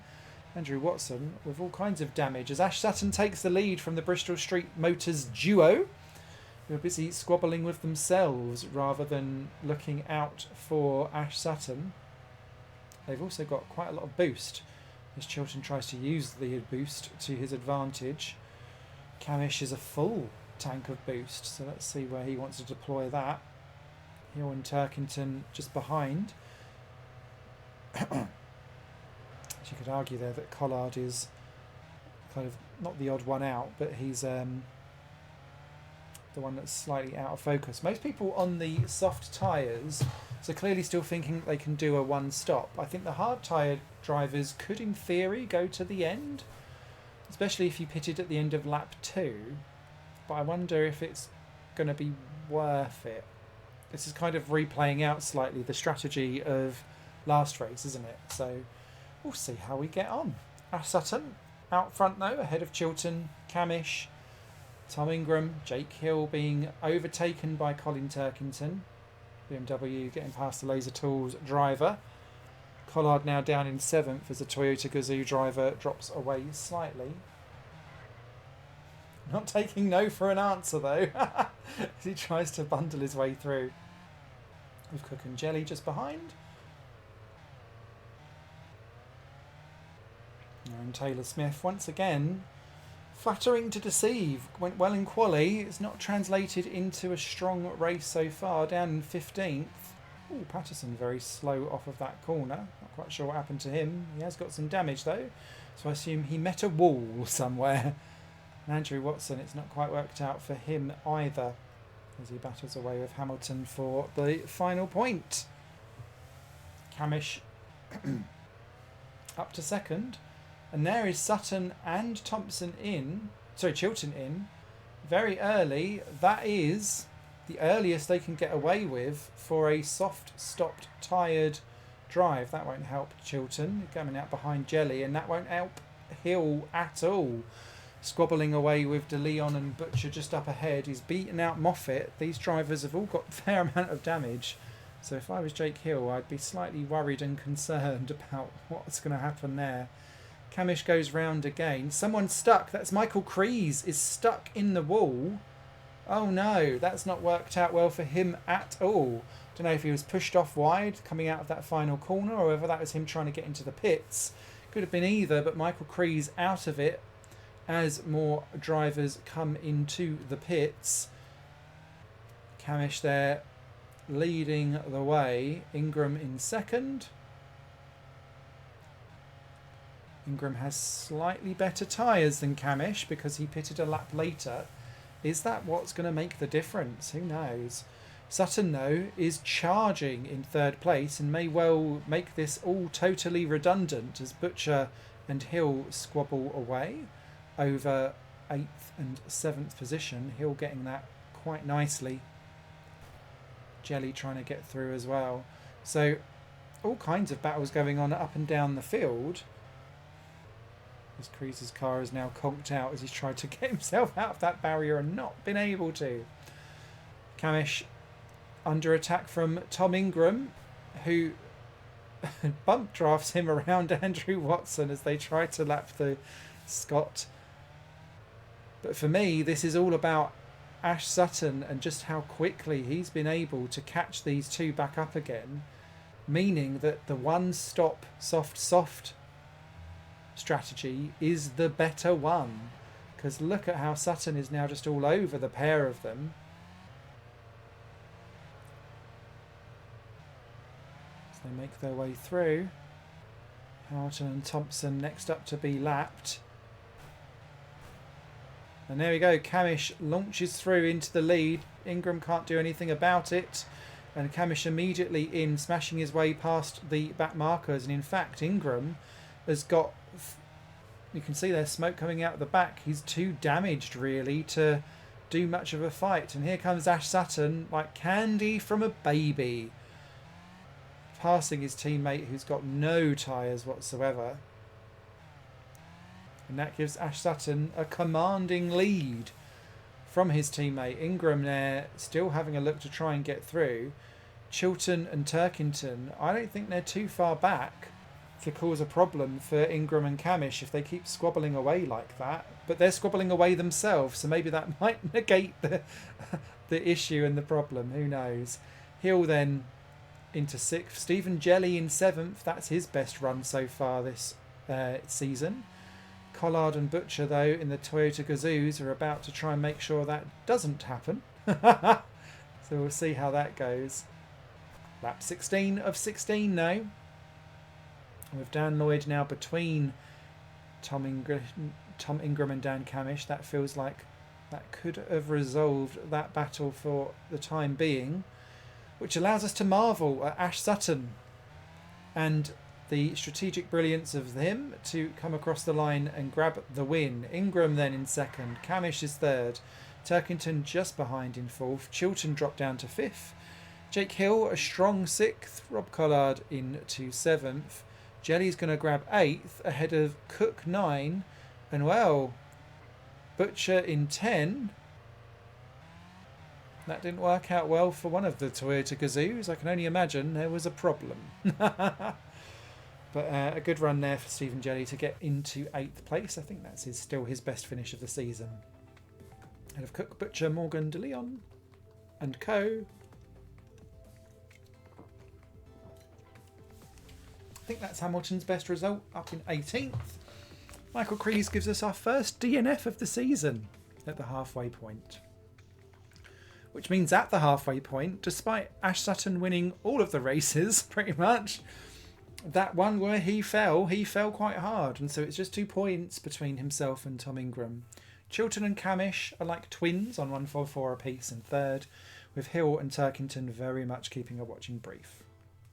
Collard about to cross over the 100 point mark, ahead of Cook and co. Jelly moves up into, or keeps 11th place there, with Aaron Taylor-Smith not doing himself a world of good. And Andrew Watson moves into double figures as Hamilton doubles his points tally basically of that race, with Crees getting his first non-score. And again, just 2 points then between Napa and Bristol. Juicy. Okay. Round 8. Grab a snack. Why not?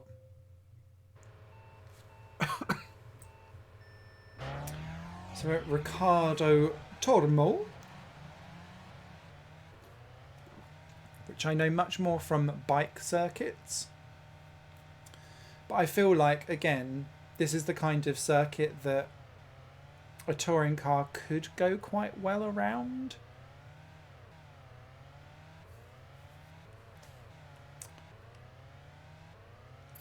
Which was kind of my choice of selection, was to try and do a smattering of different countries where I'd quite like to see the BTCC go and do like a performative race.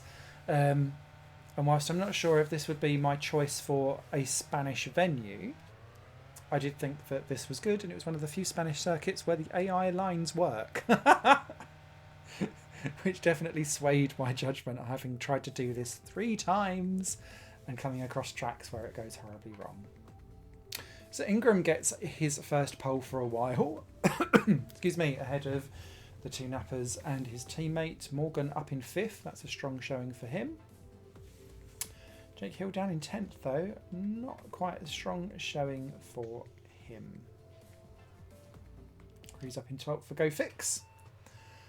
And here we are, we're off for a stinky rain start.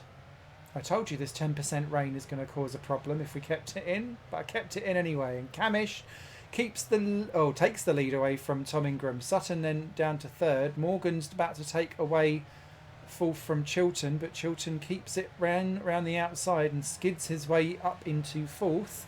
But look, Morgan and Butcher either side. Butcher has got a fantastic line there to take 4th position away, as Camish and Ingram and Sutton squabble away for the win. This is the 2 Nappers bullying the Bristol Street. It was the other way around last race, but now it's Camish ahead of Sutton, then Ingram, Chilton, Turkington up into 5, his teammate Morgan into 6th, making it a BMW 5-6 in a very 2x2 scenario. Dexter Patterson up into 7th for Team Hard. That'd be a miracle if he's able to keep that one. With Butcher, Cook, Taylor Smith again up in the top 10. Let's see if he can keep it there. Hill not going quite so well at the beginning of this race. He's got it all to do. And Jelly down in 17th as well, struggling somewhat as Bobby Thompson tries to get round Nick Hamilton for last. The rain keeps on coming, and the slipstream and the boosts manage to let Ingram and Sutton straddle either side of Camish and yoink their way through. Camish desperate to try and get his way back again, not able to. Chilton makes his way through into 4th. And that has helped Jake Hill and Josh Cook get their ways up ahead of several drivers. If they can only keep it there, Aaron Taylor-Smith is determined to make sure that he can get some kind of top 8 finish at some point. But he's lost out with that running out of boost. And that's allowed Cook, Hill and Collard to get through, as Hill trying to get past Cook. And I think he's going to do it as the rain starts to ease off ever so slightly. Everyone on wet tyres, I think, will stay out on wets. There's no chance to really go to inters for the time being. Lloyd keeping ahead of Crease, but they're both still doing decent jobs. Jelly still down in 17th. It's not worked out well for him at all, as the Nappers pull away in the wet conditions from the Bristol Street Motor team. So, got to really think about, how's this working? And here comes the sun. The rain pulled off. And now the sun is starting to shine, as that is Dan Lloyd having a go at Crease for 12th place. Michael Crease saying, I don't think so, mate. And holds off for the time being. Lloyd trying to go the up and under. That didn't work because he ended up in his side door. I was going to say side pod. It's not quite right for a touring car, is it? Aidan Moffat taking advantage of that and yoinking the position away from Dan Lloyd, and Dexter Patterson fancying his rummage through as well. It's looking dicey up front, and it is because Camish and Sutton have closed up somewhat. Ingram clinging onto the back. Chilton, Turkington and Morgan are still kind of there. Props to Adam Morgan for being able to hold on for a strong 6th so far. This is going to be it's quite a long circuit, this one, for some of the ones that we've raced on. 36 seconds for a fastest lap. Knowing exactly when to pit for tyres is going to be crucial, as Sutton dives through on Dan Camish to take the lead. Now is the right time to do it, as Turkington takes Chilton, and I think he's going to have a go and get past Tom Ingram as well. A nice little dive bomb there from Colin, not able to make that stick. Chilton takes a bit of a tight line, and that didn't work out well for him. But with Sutton now out front, do you pit this lap or do you go round again? I think I'd go round again. That's exactly what Sutton does and what Camish does not. Ingram goes round again. Turkington, Chilton and Hill all in, and they're out on soft tyres. Now it's 8 laps till the end. Camish, I mean, you'll make it, but that ain't perfect. And they're all doing... Oh no, Josh Cook's gone hard, so is Butcher, so is Collard. Crease as well. Taylor-Smith gone soft. There's Jelly. Yeah, lots of hard tyred drivers coming in now towards the back end of the field, but it's definitely not a not tour de force, but like a fait accompli. It seems to be a real split there, and I can understand why, because the soft tyres will make it, but it'll be trickier. It'll be easier for Sutton and Ingram to make that decision, as well as Adam Morgan. There goes Camish, and I thought coming in that lap would have been a problem, and it is, because Sutton keeps the lead from Camish. Ingram stays ahead of Turkington just about. Hill has leapfrogged Tom Chilton in all of that. Morgan in 7th, very much on his own accord. Then it's a gap back to Cook, Collard, Butcher and co.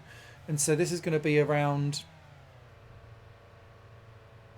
I think, the longer term tyre wear life for some of these drivers, as the field has definitely spread themselves out a little bit. Sutton well clear of Camish by 1.5 seconds. That is Turkington going around the outside of Tom Ingram for 3rd. Ingram says, I'll have the inside line, thank you. Catches the curb though, and that gives Turkington 3rd place for now, and has allowed Tom Chilton, his teammate, to catch back up into the battle. And that is the 2nd corner in a row where Ingram has caught the inside, and it's not worked out well, and as a result rages into his teammate. Not a good look. Hill next. Morgan. Collard on his own in 8th. Well, Cook's kind of there in the thereabouts. Then it's Butcher. Aaron Taylor-Smith now down into 11th, ahead of Crease. Lloyd, Jelly up to 14th from what was 17th earlier on, so he's made a little bit of progress, but not much. Patterson and Moffat are next, ahead of De Leon. That's Bobby Thompson getting past Watson and Hamilton. And here's the pit for rain. And it's happened in the middle of the track. So Kreese is the first one in for wet tyres. That signalled everyone else to come in. And because of the amount of rain, I wondered whether or not it was going to be wet or inters people would go for. It does seem to be wets all the way along. And that's not kind of carved up too much the front of the field, actually. Camish and Chilton there sorting themselves out. If anything, actually, it's Tom Ingram that's really lost out there. He was running in third, or battling for third and fourth with Turkington. And actually, he's ended up behind Jake Hill. So something's gone wrong in the pit stop phase there for Ingram. And that's going to have championship connotations, I think.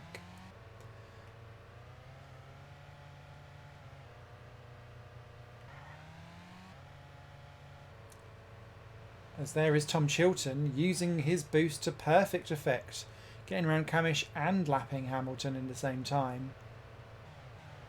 Camish goes around the outside, a nice easy move. At least with the Ricardo Tormo circuit, there does seem to be room to have multiple lines to do multiple things. But here comes the sun again. It's another wet, dry race as Turkington pops a lap on as well. Again, I think there's going to be a decision to be made for when people want to pit. As Camish versus Turkington continues for third and fourth.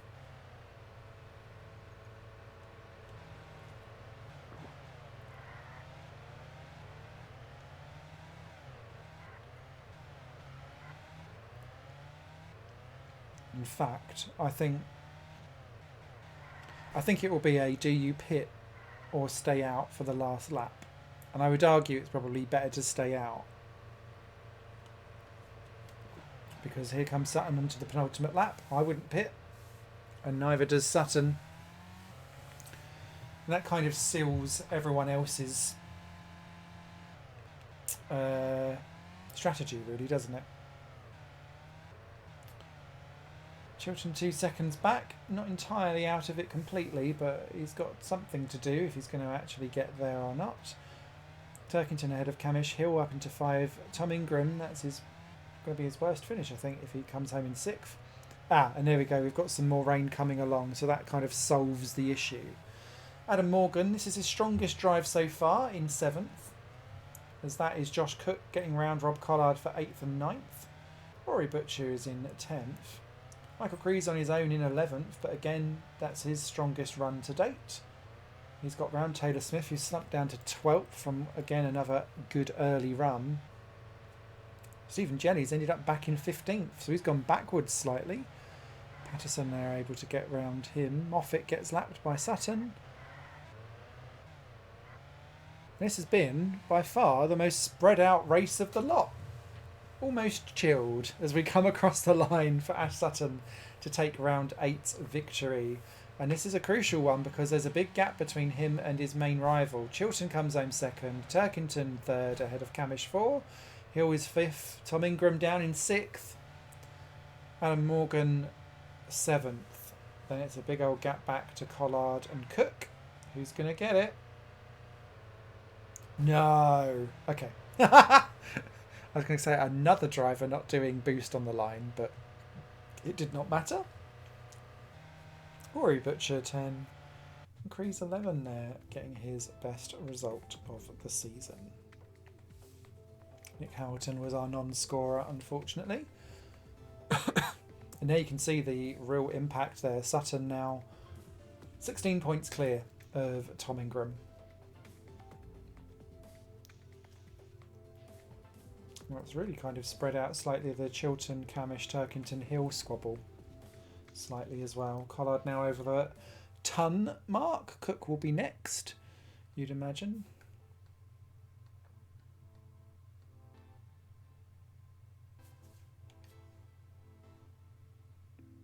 And that has helped Napa pull slightly clear as well. Oh, we're in the rain in Britain. Shock. Who'd have thunk it? As we go racing around Alton Park. Alton Park does not get nearly as much love, I think, internationally as it does in the UK. This is a quintessential British touring car circuit, but also great for Formula 1000 racing, all of that types of stuff, because it's got a real mixture of corners in a very tight, confined circuit, and that allows Tom Chilton to yoink pole position quite comprehensively there from Sutton. Teammate Ingram in third, Camish in four, and everyone else over a second behind. Michael Crees last on the grid. It's another good split between hards and softs, but crucially, everyone's going to need to pit at least once. As Chilton holds the lead on the hard tyres, 3 soft-tyred people running around behind them. Aaron Taylor-Smith running in 5th. Let's see how that doesn't go to plan for him as they work their way through the chicane. And then down the back end of the field, it looks like everyone's survived just about. Watson at the back. But it is Ingram on the soft tyres that has managed to get past. Oh, Camish getting pinched on the final corner. We see an awful lot of accidents down that way. Sutton, though, gets past Chilton too before we head down to the back hairpin. And Chilton a little bit squaffily there. That's going to allow Aaron Taylor-Smith potentially a little look. And oh, Jake Hill really trying to cut his mustard by cutting some of the grass at the same time. Didn't quite work out for him there. And again, Jake Hill there gets pinched on the exit of the final corner. And Aaron Taylor-Smith has used all of his boost. Oh, and that's the chopped up Chilton at the same time. So that has caused all kinds of issues for them as they battle over third place. Now is Aaron Taylor-Smith as Camish and Chilton squabble away. But with Camish now past Chilton as well, I do wonder if the time is limited for Aaron Taylor-Smith for how long he can stay in third place for. But it's a good early showing. Let's see how he can hold on to it. Chilton now under attack by Turkington and Hill. Hill on the soft tyres, but also damaged. Really struggling to get through there. Turkington ends up on the grass. That allows Hill through quite nicely. And that is Sutton versus Aaron Taylor-Smith. Aaron Taylor-Smith up to second. Didn't see what happened to Sutton. He's lost time to Tom Ingram. But this is a great showing from him. Watson and Crees have both dropped a lot of time at the back of the field as well. Both on hard tyres. So clearly there's a little bit of a grassy knoll problem going on as people try to overtake but have it go horribly wrong.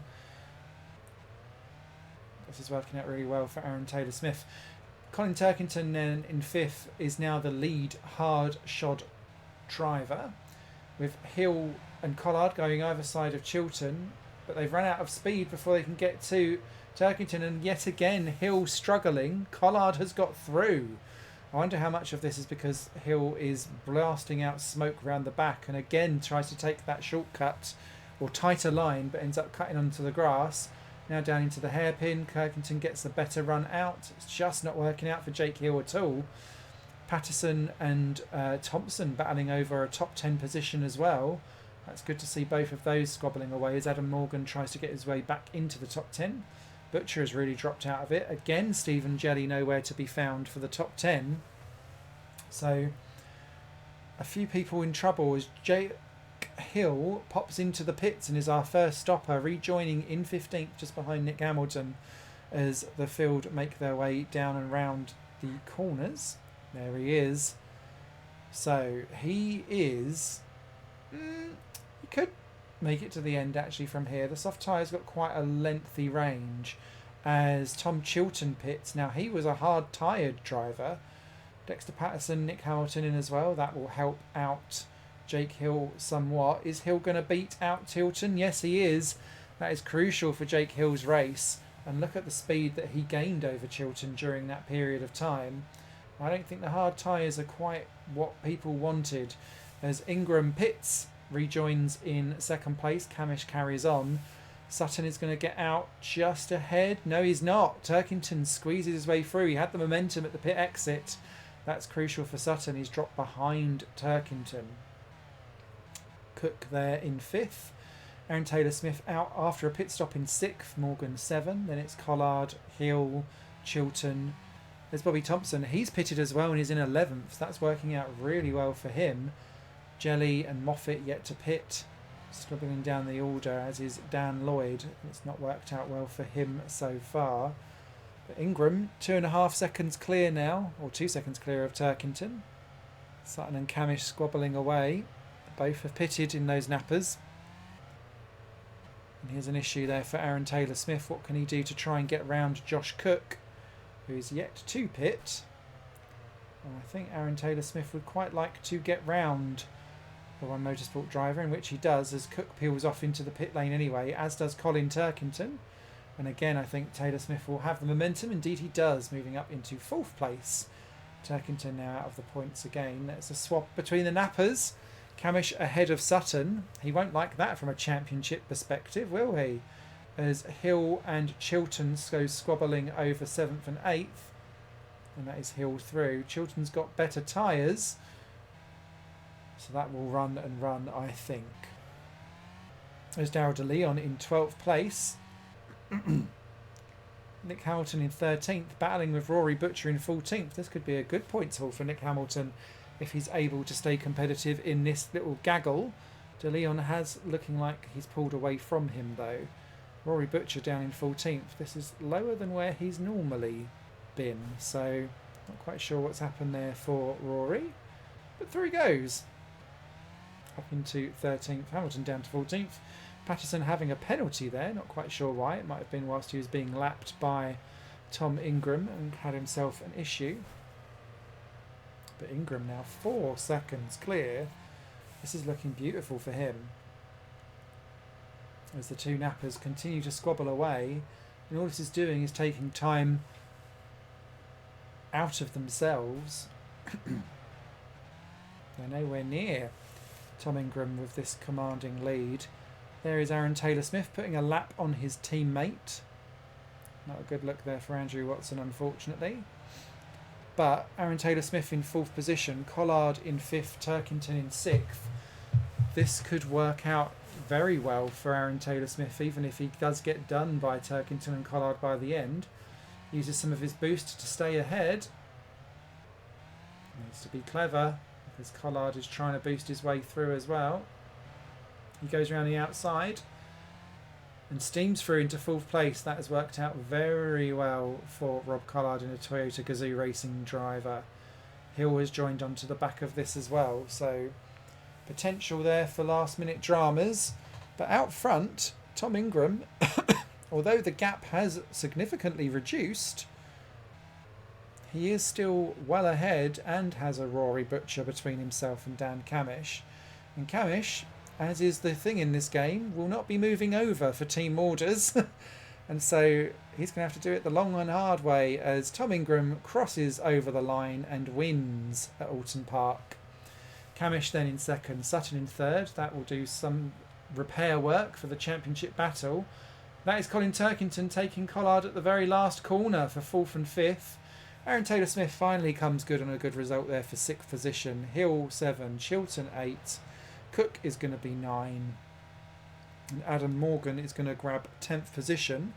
The last unlapped driver will be Bobby Thompson in 11th place.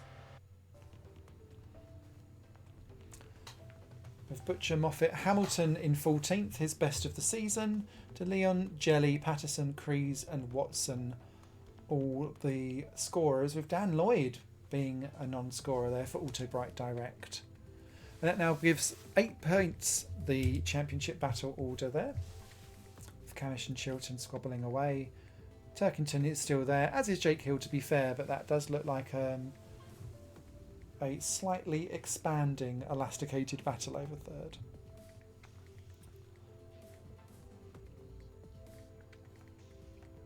There's now 9 drivers crossing the 100 point mark, and with that score Nick Hamilton moves into double points and is only 2 behind Andrew Watson excuse me, in the battle for the wooden spoon. And that result for Aaron Taylor-Smith moves car store power maxed up into equal 7th with Team Hard, so that was a good result for them. Hockenheim is up next.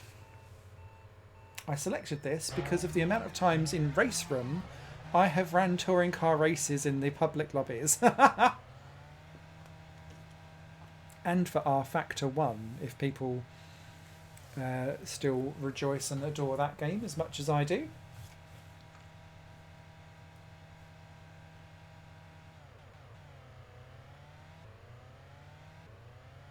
Won't find me winning in any public lobbies, but I will be able to battle around for about 11th place.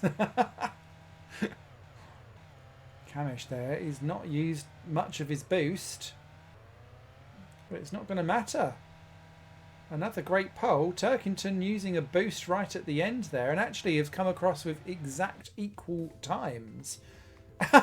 And that's given Turkington the pole. That's quite funny. Excellent. Then it's the Nappers, the Bristols, Hill, Collard Cook, Taylor-Smith and Moffat in the top 10. Moffat desperate for a good result. Jelly wanting some pace back in his BMW.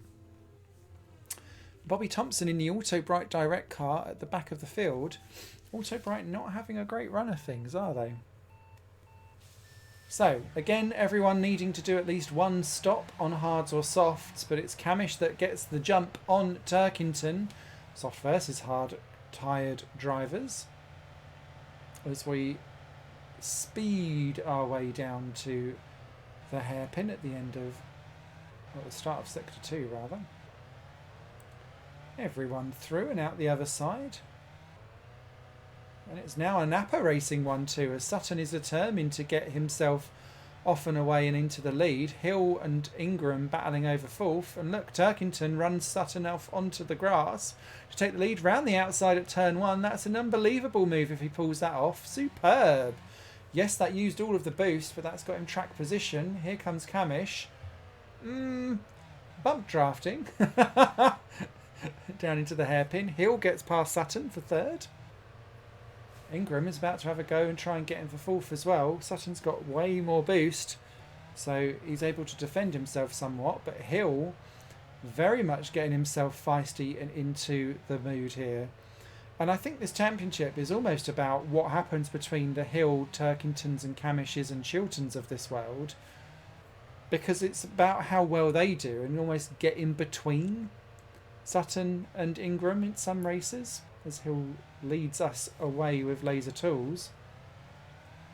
The more of those drivers get in between these two, because Sutton and Ingram seem to be fairly evenly matched, you're kind of thinking, right, okay, it's going to be them that sort out the men from the boys. Jelly's still down in 15th. Moffat is dropped down to 16th, and yet another it's not gone to plan race so far. Hamilton has dropped off the back as Camish versus Hill. Camish doing to Hill what Hill did to Camish earlier on. But Hill, using some boost, skates through into the lead again, and Turkington's not finished either.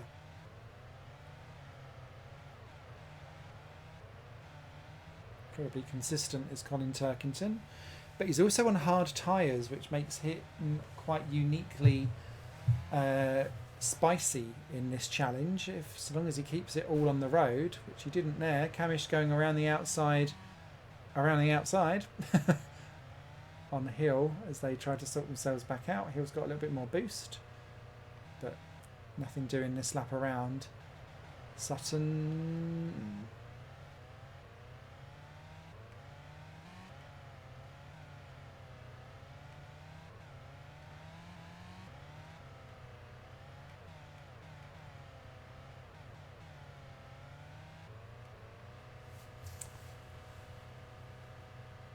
Six. Now it's where the soft tyres are going to start to run into their degradation issues. And look at Turkington, and now Ingram has decided to show interest in the battle. Moved up into third place quite comprehensively there on Turkington. Both using quite a lot of boost. Sutton's there as well. Chilton feels like he's been slightly dropped for now in this race. The boost might get him back in again depending on where he deploys. Anyone pitting this time around? Yes, Tom Ingram is in.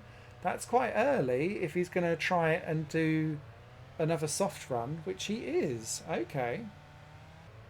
Josh Cook gets through on hard tyres. That does put Ingram out into relative clear air though. Let's see what he can do with those new tyres. Butchers comes out on softs as well, just behind Jelly. Thompson out just in between Moffat and Crees. Lloyd gets out just ahead of Nick Hamilton, although he's helpfully shunted around. Let's see what happens this time around. Is Hill in? Yes. Camish is in as well. Turkington carries on. Sutton in as well. Is everyone doing the same thing? Softs, softs, and softs. And there goes Cook, and there goes Ingram. And well, you have to say, it's very much status quo, but Ingram's going to have worse tyres, so he's going to have to really make it count when it comes into tyre preservation, but also just driving and making sure that you can make clean overtakes. Turkington and Chilton continue on their way around. They're going to have to pit at some point as well. But we'll be able to make the best of the soft running as and when they do. I wouldn't say it's really been much of an advantage to be on the hard tyres in this race so far. We'll see how it plays out as Ingram gets down the inside of Camish for what is currently 4th position. Cook damaged there in 6th, yet to pit. Morgan up in 8th, also yet to pit, as is Collard. Jelly up into top 10, but he's yet to pit, and he's got Butcher, Patterson and Thompson all over the back of him. Let's take a look at this little midfield squabbleroo. Look at the grip as Butcher tries one way and then another to get through. Boosting off of the line, tries to go down the inside, squabbles past Jelly, just about makes it stick. That is Aaron Taylor-Smith getting around the outside of Bobby Thompson. Griezmann, Fat Lloyd, Watson, De Leon. That is Hamilton into the pits. So that is, I think, our first hard-tired runner that has pitted. And that's put him straight back out, actually, into some drama for being lapped. So that's not going to help Hamilton be able to secure much at all. Jelly, Thompson and Lloyd are all in this time around. This is starting to signal to me that the hard tyre drivers want to be in. Watson in 2. And here comes Turkington. There goes Chilton. And there goes Camish into the lead and beautifully past Nick Hamilton to lap him. It's worked out incredibly well. So that puts Ingram into 2nd, who's got past Hill as they pop a lap on the back markers. Turkington and Sutton squabbling next, and it's Turkington that's the interesting one for me now, because with those very soft tyres with no wear on them at all, does that make a huge difference or not? As Hill gets past Hamilton after a bit of an awkward contretemps.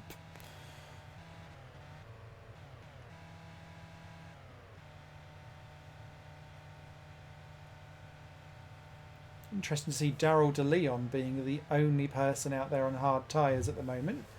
About to be lapped as Camish and Ingram go toe to toe. Remember, Camish has better tyres and he's got less damage than Ton Ingram as well, to be fair. So this should work well in Dan Camish's favour. Indeed, blasting over the line, that has helped him indeed. Ingram still very much there and thereabouts. Jake Hill has got better tyres than Ingram as well. There is Sutton, there is Turkington. I have to say, those better tyres are not helping out Colin Turkington yet. It might be a final 2-lap dash for him to try and make something of it. We'll soon find out. Ingram back onto the back of Dan Camish again in the battle for the lead. Hill very much in the distance, keeping a watching brief. He needs to be careful because with Sutton and Turkington squabbling away not too far behind either, needs to be clear of what he's done as Bobby Thompson pushes down Camish wide somewhat. That has kept Ingram in the frame, and Hill now with a clear look. It was a clear look until they both got round Bobby Thompson. What can Hill do here? Oh, nicely through. This has put Hill right up into it as we get onto the final lap of the race. 3 for the lead then as we go into the final run. And look, Hill straight past on Ingram. Ingram's tyres, I think, are shot. And here comes Hill using all of his boost down to the hairpin. He's run out of boost in the time he gets to Camish.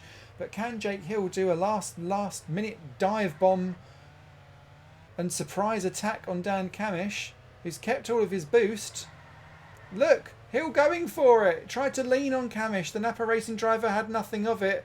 Has waited until the final line to then boost across and take the win. Dan Camish wins ahead of Jake Hill. Ingram third. Sutton kept ahead of Turkington. Those new tyres didn't pay out at all, did they? Chilton are kind of nowhere in 6th place. Cook 7. Then it's going to be Butcher ahead of Adam Morgan in 8th and 9th. Collard will be 10th. Taylor Smith 11, or is he? Dexter Patterson was coming for him. Runs out of time and stays in 12th. Ahead of Dan Lloyd and Stephen Jelly in 13th and 14th. Thompson 15, Moffat, Crees, De Leon with the alternative strategy didn't really pay off for him in 18th. But Hamilton gets another point, beating home Andrew Watson in the end. So his decision to switch off of the hards to soft slightly earlier worked well for him.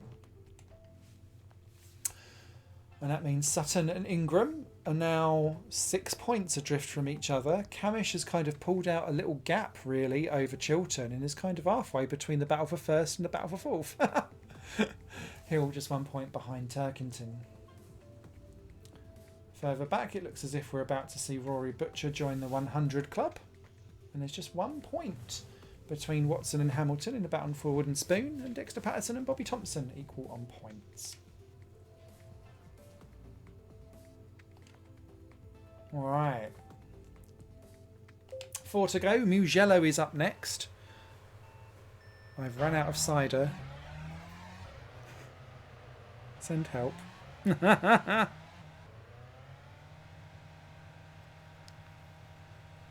Ash Sutton leads the way around this circuit, which I think has got a beautiful flow to it. It's tricky, don't get me wrong, and I'm not entirely sure, like, Formula 1 cars looked absolutely beautiful around this circuit, but I think they're too bulky and chonky for them, and they need to go on a diet for them to really shine at Mugello. But shine is what Tom Chilton's just done. Wasn't first across the line, but he did grab pole by 0.02 seconds again from Sutton, Camish and Ingram. Top 8 all within a second there. And it's a go fix back row. Hamilton and Crees on the back there, 2.4 seconds back. Slightly more on hard versus soft by the looks of it. No, it's a 50-50 split. It just looked like that. But again, this is going to look like a track where everyone's going to need to pit. Yeah. At least the once. Ooh, a little bit of a bottleneck and traffic jam towards the back end as we go through the various different corners. The Arabiata's there done at pace and at speed, but lots of jostling for positions in the second half of the field, and it's through those bouncy chicanes, or tight chicanes rather, and flick-flacks that's caused issues, but it's put Chilton out front ahead of Ingram, Camish, Sutton diving past Turkington for 4th and 5th positions. Turkington the top hard running tired driver, but not for long as Aaron Taylor-Smith and Jake Hill get through, and Rob Collard there pushed onto the grass, losing out on his position. But again, look at the damage that some of these cars have. I do wonder if some of these might want to go for a pit stop soon, because this has become a contact sport around the Mugello circuit.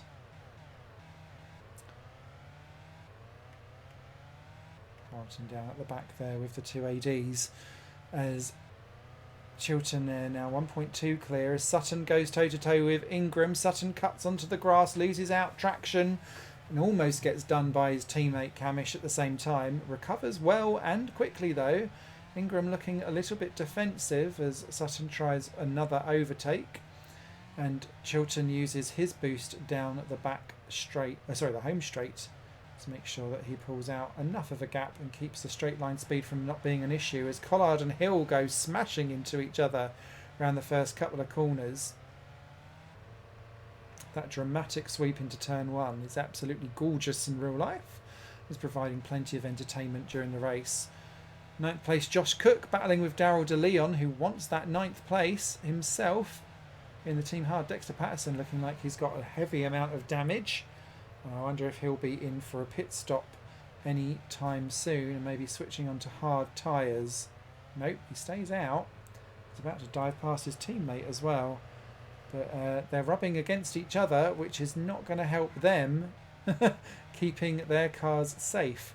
Again, Jelly not really pushing too hard up in 13th. And look at this up front. Chilton has been done by both Sutton and Ingram as they come out of the final corner and down the straights. Here's where we play boost as Sutton takes the lead there. Chilton regains second from his teammate, but not the lead. Very scrappy round that turn one as Hill and Taylor Smith go at it again. Andrew Watson, Adam Morgan, Stephen Jelly, Dexter Patterson all into the pits. So that's our first pitters and they're all back out. Oh no, not all with hard tyres. Some have gone soft. So Jelly and Watson will have to see if their tyres survive and do some overtakes because that's going to be busy at the back. Chilton and Ingram well clear. Sutton, though, has been into the pits and that's an early bomb for him. So comes back out with soft tyres. Soft tyres can do the 9 laps that he's got left in this race. And is he going to be able to use the advantage of these new tyres well? Because in comes Ingram and in comes Camish. Chilton goes on again. So there's a real difference here with some of the strategies.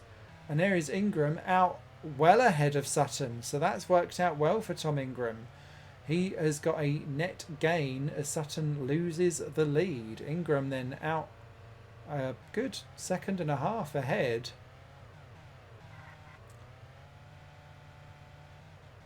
There's Chilton in this time by. Again, is this... because this is crucial to kind of see, does the tyre hold on long enough or does Chilton lose out to Ingram? Oh, he does. So Ingram picked the perfect time to pit. Chilton out there in second by the time Turkington pits, obviously. Then Hill getting in the way of Sutton. But obviously Chilton's got 2 better tyres than Ingram. So this is going to play swings and roundabouts all the way home. And Turkington does not have the tyres to be able to go all the way without a stop. So he's going to end up being cancelled out. As look, Chilton straight on it. Past Ingram. And there goes Sutton past as well. And I think even Jake Hill fancies it on the hard tyres. Crikey. Camish not too far back either, having had his stop. Sutton. Some of those overtake moves are they just look like horrible bashing where someone has got really angry. Giving me proper 90s BTCC contact sport action. As there is Turkington into the pits, giving Sutton now back the lead. Ingram and Chilton squabbling away. Then it's Camish. Turkington comes out behind Rob Collard, actually. So that's going to be a battle for 5th and 6th. Then it's Hill as pitted and is out ahead of Taylor Smith. There is Cook. He's got rid of his hard tyres.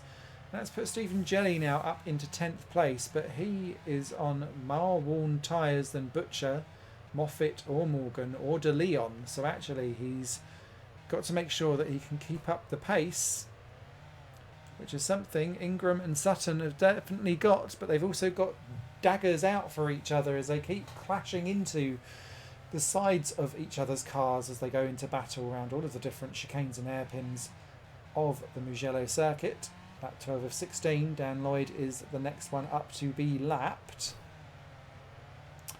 Andrew Watson has been in for 2 pit stops, I've only just noticed, as well as Sutton.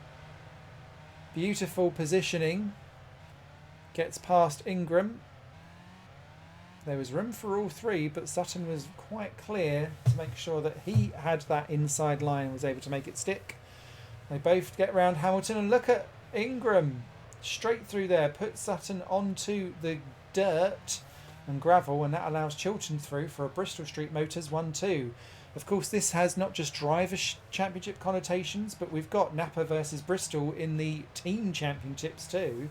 So both having huge swings depending on how these four finish, and it really is these four, because Turkington doing well is still a few seconds back. He's got clear of Collard. Taylor Smith is hanging on to the back of Hill.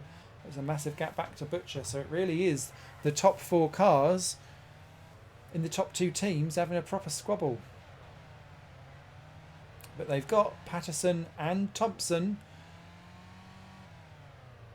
to deal with. Ingram has got round them all. Camish and Chiltern's got round neither. There we go, Sutton now through as well.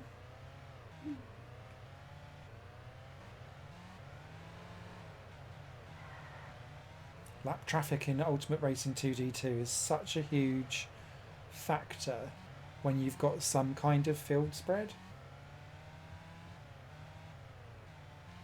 Because even on these longer laps, like these are just 30 seconds, so it goes quick. Hill staying ahead of Aaron Taylor-Smith there. That is Stephen Jelly, still in 10th place, but not for much longer by the looks of it, as that looks like Josh Cook is going round, and it looks like Aidan Moffat is about to follow through.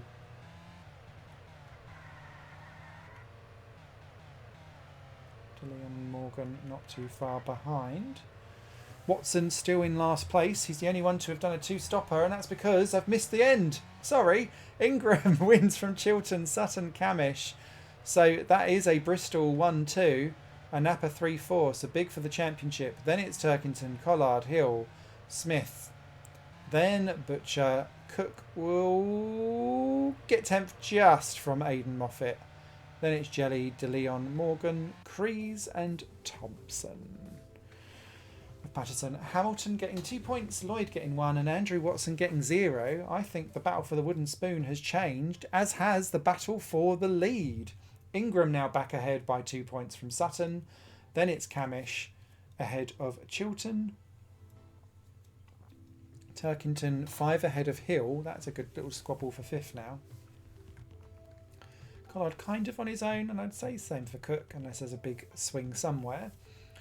Morgan and Butcher. Aaron Taylor-Smith looks like he's going to get over the ton next time by. Jelly looks like he'll get there by the end of the season. Then it's Moffat, De Leon, Crees and co. And yes, Hamilton has got ahead of Andrew Watson.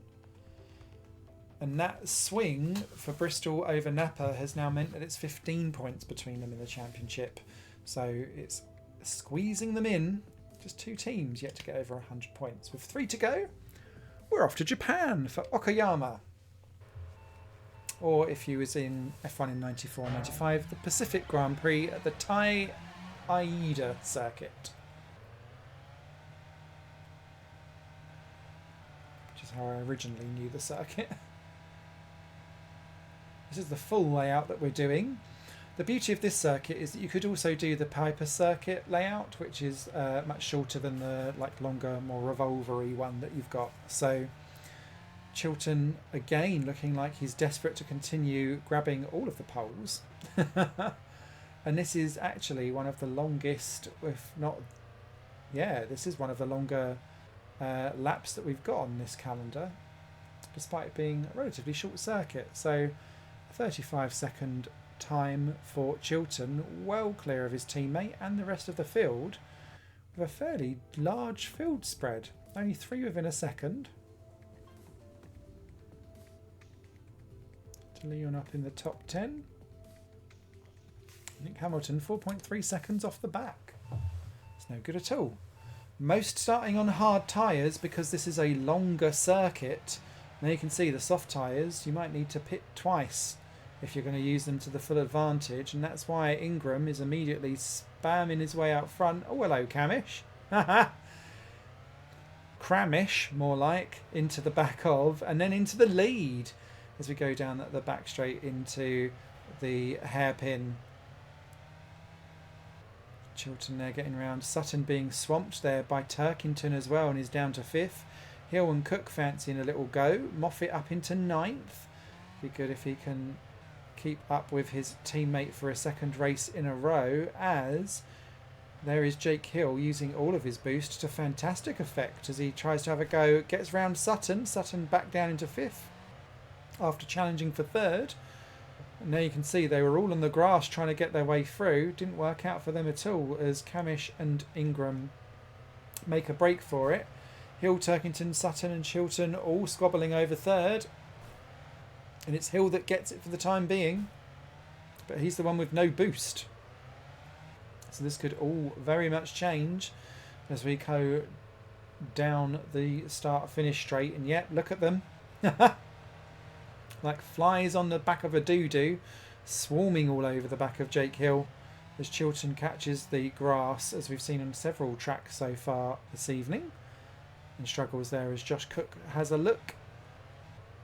Moffat about to be done by Butcher. Jelly slightly damaged but in 10th place having a go.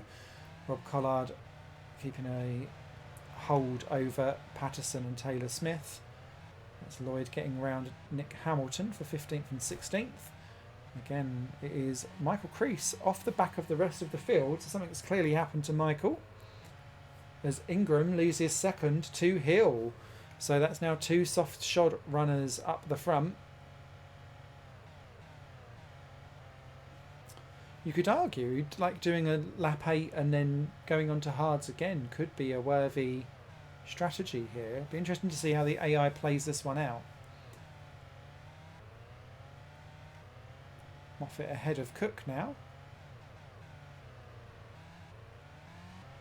So that's looking good. But really, Dan Camish making good early on. Hill, Ingram, then it's Chilton, Turkington. Sutton down to 6th now, but on hard tyres. And this is going to be from here on in, I think, where the hard tyres are going to really start to play ball. Because you can see the soft tyres have now got a sickly shade of green. It looks like pea soup, whereas Ingram's hard tyres are still looking relatively healthy, like it's just been a garden picked veg. Up front, Camish goes round again, as does Hill. There's Ingram, Chilton. Rory Butcher in 5th place, about to lose it to Sutton though, who gets 5th back. Colin Turkington on hard tyres is really the more immediate target there for Sutton, but look at the way how Sutton uses all of his boost and just blasts up onto the back of the Bristol Street Motor duo. And here comes the rain, which kind of cancels out all of the strategy of when people needed to pit. And it's a good job it happened now and not later, because actually that could have meant that all the soft tyres had come in and we could have had a Long Beach scenario. So, along comes the rain. Thank you, Sutton, there, just making sure that Ingram knew exactly what they thought of each other. Not great. Everyone coming out on wet tyres. Quite a large field spread, actually, across the team. Oh, the 2 team hards there struggling. Bobby Thompson there in at the back of the field in last as Crease gets his way back up the field. But in Japan, the weather changes rapidly and to extremes, and so we've got some heavy rain going on, which is going to... Camish has lost some of his lead, not by much though, but it seems to have just been a bit of a heavy rain shower, because now, although the track is still getting wetter as Ingram gets past Hill, that looked like he drove through him there. That was very strange to me. As the rain starts to fall off, the track now is going to start getting drier again. So unless rain is going to come immediately anytime soon, in a couple of laps time, it's going to be time for slicks again. And actually it works out quite nicely. That allows everyone to then just bounce straight onto soft tyres again, doesn't it? So, spoilt my strategic fun. Boo! Next to Patterson, showing us pitted twice. Not quite sure how that happened, or if that's even true. especially as he's running in 18th, so it's clearly been very quick if he did pit twice.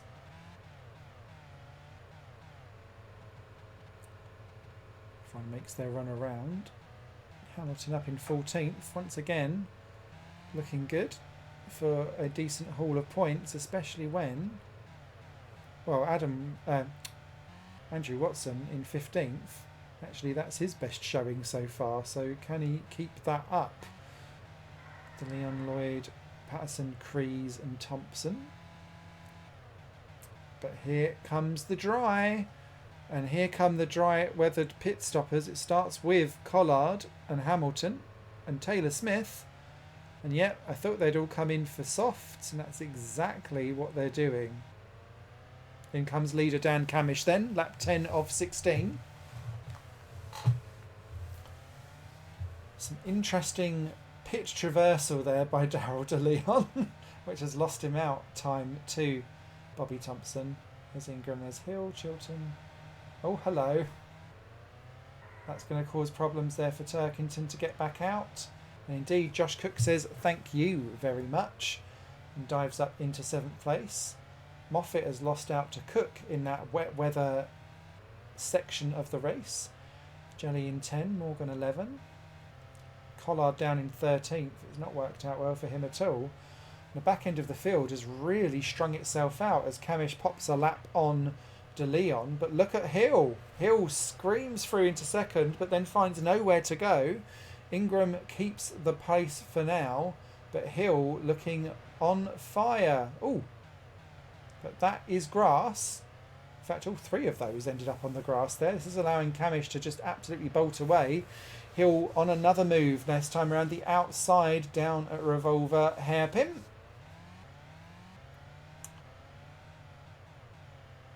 I don't think it is called Revolver Hairpin. There is a corner on this track called Revolver, and it's just escaped my brain where it is. That's not the important thing, though. Here comes Tom Ingram on the back of Dan Camish as the two battle away for the lead. They've lapped Patterson and Thompson. And there he is. He squeezes through, stays on the black stuff and not on the grass.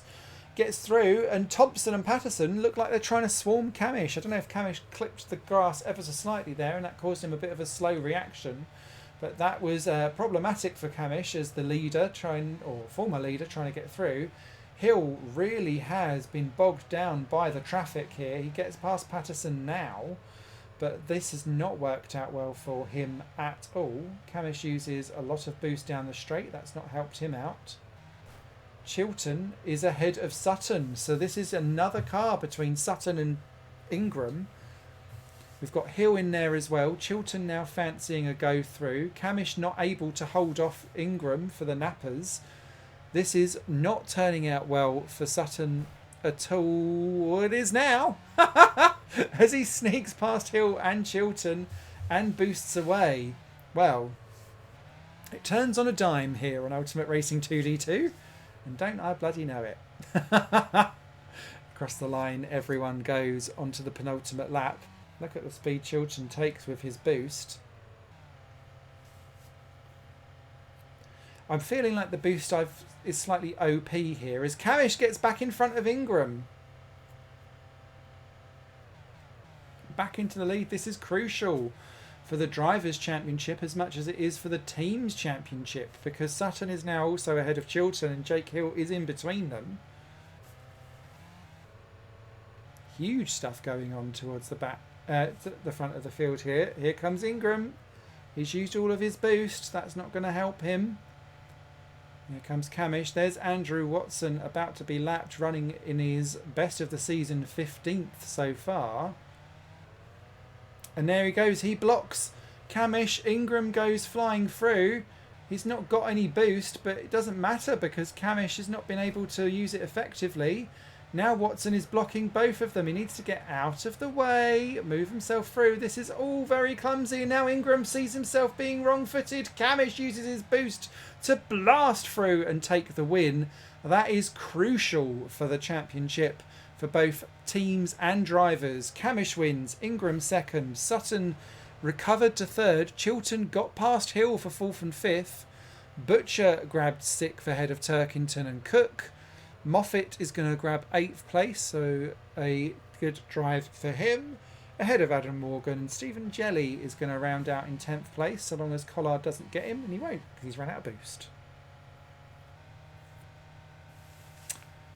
So Collard grabs 12th ahead of Taylor Smith. Hamilton, a season equaling best 14th. Watson, an equal best, best for him in 15th. Ahead of Lloyd, Thompson, Crees, Patterson and De Leon. Team Hard having an absolute implosion there, being the last two across the line.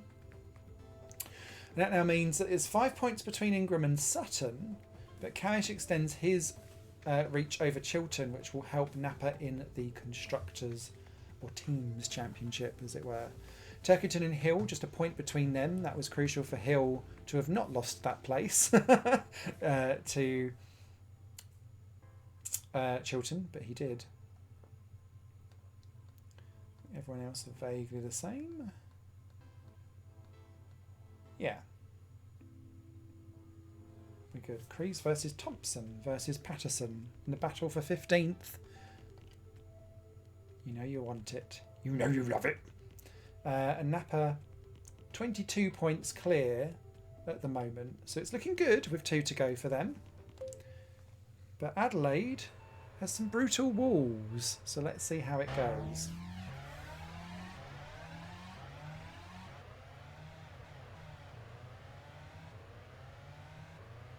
And clearly some gravel, because that looked like Nick Hamilton clipped some of it on his way across the line. So as we shimmy our way round the streets of Adelaide, this looked good in F1 cars, this looks good in V8 supercars. I think the Adelaide circuit is a quintessential really good example of what 90-degree corners can do for you and make it look good. And this could be looking very good for Colin Turkington if he grabs pole position in the BMW and he throws an ointment into the mix. Indeed he does. Then it's Sutton and Chilton, Hill in 4, Camish and Ingram down in 6th. That's not where he wanted to start, surely. So let's see what Colin Turkington's can throw into the mix here for this race. Soft tyres take 10 laps. Maximum to deal with, and look at Sutton immediately diving past Turkington, as does Chilton, and then Chilton's going to try and go for the lead, doesn't quite get it. Instead Hill is busy getting through. Camish there I saw hitting the wall and losing some momentum, so that won't have helped him, but it's allowed Ingram up into 4th and Camish there down into 7th. That's not worked out well for him. Let's look at Adam Morgan in the Team BMW. No, he's not in the BMW. He's in the Laser car. Laser Power Tools car. Up into 3rd. We've not seen this from Adam all year long, really, have we? And there he is, about to take 2nd, and he puts Sutton onto the gravel. And that's crucial, because that then means Turkington gets through. This has allowed Ingram to get alongside. Camish isn't that far behind either, but Hill is going to put himself in between Sutton and Ingram in the battle for the championship. Look at Adam Morgan having a go at Turkington again for 2nd and 3rd places. This is allowing Tom Chilton to get away up front, which is good for power, or bad for Napa Racing, good for Bristol Street Motors. And Morgan gets a penalty. Oh no, that's a shame for him. And that lets loads of cars through. Look at Daryl De Leon up into 8th position after a humbling experience in the last round at Japan. Looking much better here. Hamilton again running relatively well. Michael Crees at the back of the field on soft tyres, not looking great, as here comes Turkington trying to take the lead. Chilton having none of it, and that has allowed Sutton to get up onto the back of Turkington. Then it's Camish, Ingram, that's Morgan getting back past Hill. Looking like the stronger of the 2 Laser Power Tool cars at the moment. But Chilton holding his own up front. Turkington, our pole sitter, not finished yet though, I don't think. Sutton, Camish, Ingram obviously on the hard tyres. He's going to be going longer than the rest. But again, I don't feel like these hard tyred runs are going to be the better strategy, because you're just hemorrhaging pace early on, and he's losing seconds to the ones up ahead. Collard, Morgan, De Leon, Hill, all trying to get round. Here on the hard tyres too, obviously, but it's just not really worked out.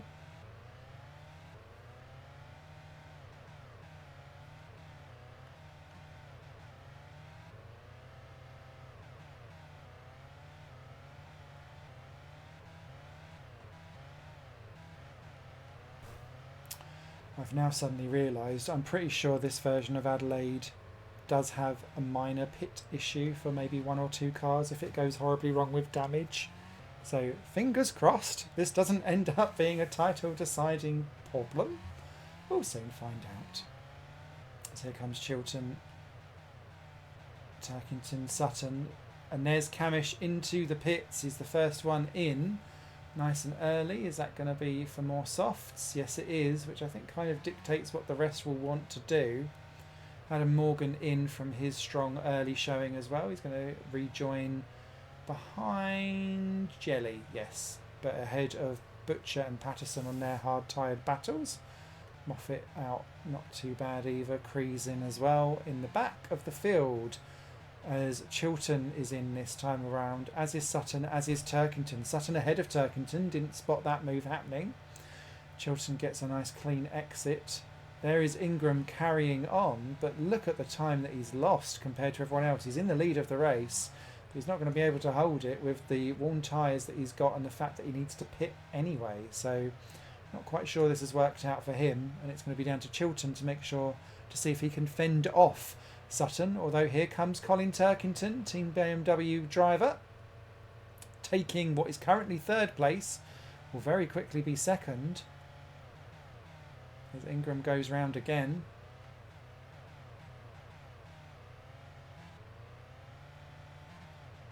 Josh Cook into 7th, looking good, although he's not pitted either, neither is Jelly.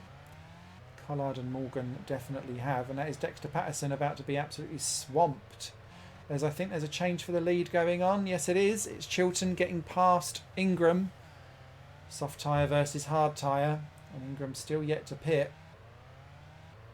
I would get you in now. Come in early. I reckon it would come in on lap 11. If he's not going to dive in beforehand. That would be the latest I'd leave it anyway. As there is Moffat getting round Patterson, who is again dropping like a stone. You can see all of the hard tyres runners not really going well. Taylor Smith getting past. And you can see Patterson, Butcher, Thompson and Lloyd squabbling away. Our 2 AD cars struggling towards the back. And there is, I thought he'd come in early. Start of lap 11 begins, Ingram out. But this is a distant 5th position. This has not worked for him at all. Got some clear track now though, so might be able to do something, as that is Camish getting past Turkington, and this is perfect for Napa Racing, because with Camish now right on the heels of Sutton, and seeming like he fancies getting past Sutton, to be quite honest, as Chilton puts 3 lapped cars between himself and 2nd place. This is working out beautifully for Tom. Oof. Sutton will want that 2nd place, because with Camish and Turkington between them... Oh no, Camish isn't playing ball! I can imagine this in the motorhomes afterwards. And that has left Sutton open to Turkington to have a go, and suddenly what looked like a massive point swing is now just a couple of points, because Sutton has dropped down to 4th place. Turkington and Camish have got through. Chilton is well away. He's got round Butcher and Patterson at the same time. Camish getting round Watson quite nicely. There's Turkington. Sutton's still there or thereabouts, but that has dropped him down to 4th. And with Ingram in 5th, he's not going to be catching him, I don't think. Unless there is big drama. This is all going to come down to, once again, how do we deal with lap traffic? Andrew Watson getting in the way. Not helping Turkington out at all. Now he's through, but so's Sutton. So actually this has done Sutton somewhat of a favour, although Turkington has used his boost very early on. And I think he's now hoping that he'll be able to get round Bobby Thompson before he needs to, and do Patterson at the same time, and he does. He does both. That has helped him out no end. And Sutton's kind of stuck a bit now. Ingram nowhere to be found. And this is just letting Tom Chilton continue to just waltz away up front. Camish is dealing with the traffic, I think, slightly better than Chilton at times, although we're back up to a 3-second gap now. And Chilton's got some boost, so doesn't fully tell the story, but Tom Chilton did his work early on to get ahead and do great things. Camish trying to play catch up on the final lap. I don't think he's got enough pace to do it. Turkington, Sutton, there's Ingram. Collard is keeping a watching brief, but his tyres are knackered, so that might be his challenge muted somewhat as Chilton rounds turn 8 and down into the hairpin. It's skiddy, but it does not matter. Tom Chilton takes the win down under in Australia. Camish comes home second, Turkington third. Sutton losing that big point swing to only getting a couple of point swing for fourth. Ingram now fifth. Collard grabs sixth. Hill 7. Josh Cook will be 8th, or will he? Because Darryl De Leon is having a great run up into 9th, but he stays there. Moffat grabs a top 10 finish ahead of Morgan and Taylor Smith. Jelly will be 13th. Crees 14th, despite once again having a bit of a wobbly opening lap. And that has allowed Houghton to grab some more points in 16th and do well. With Butcher not performing in that Toyota Gazoo in this round at all. Thompson, Patterson and Lloyd, with Watson being the non-scorer. And that means going into the final round of the season, it is 3 points between Ingram and Sutton. Camish is kind of on his own in third. He'd have to do a non-score and Chilton to kind of win for that to swing. Same with Chilton in fourth. Then it's Turkington and Hill. Taking a look further back, there's a few other battles potentially that could be resolved in the final round too. Same for the teams championships. You kind of feel like Napa has got it from Bristol Street Motors, but in theory, if they get a 1-2 and Napa are like 19 and 20, wah wah. And so let's finish off back in Old Blighty with Brands Hatch, the quintessential circuit. If you don't think of Silverstone, I didn't want to do Silverstone, mainly because there's no one that's done the national circuit for this game, and I'd quite like a Silverstone national circuit so that we get that. And there's no Brands Indy either on this game yet either, so I'd quite like to see those as 2 tracks being added on to allow us to have true touring car dramas. But look, Camish versus Ingram, and here comes Jake Hill, who might well be a fly in the ointment. Same for Colin Turkington. Interesting. Let's see who gets over the line. It's Camish that gets pole, even though Ingram was over the line first, just because of how the timing works. Hill and Turkington and Chilton have put themselves in between Ingram and Sutton.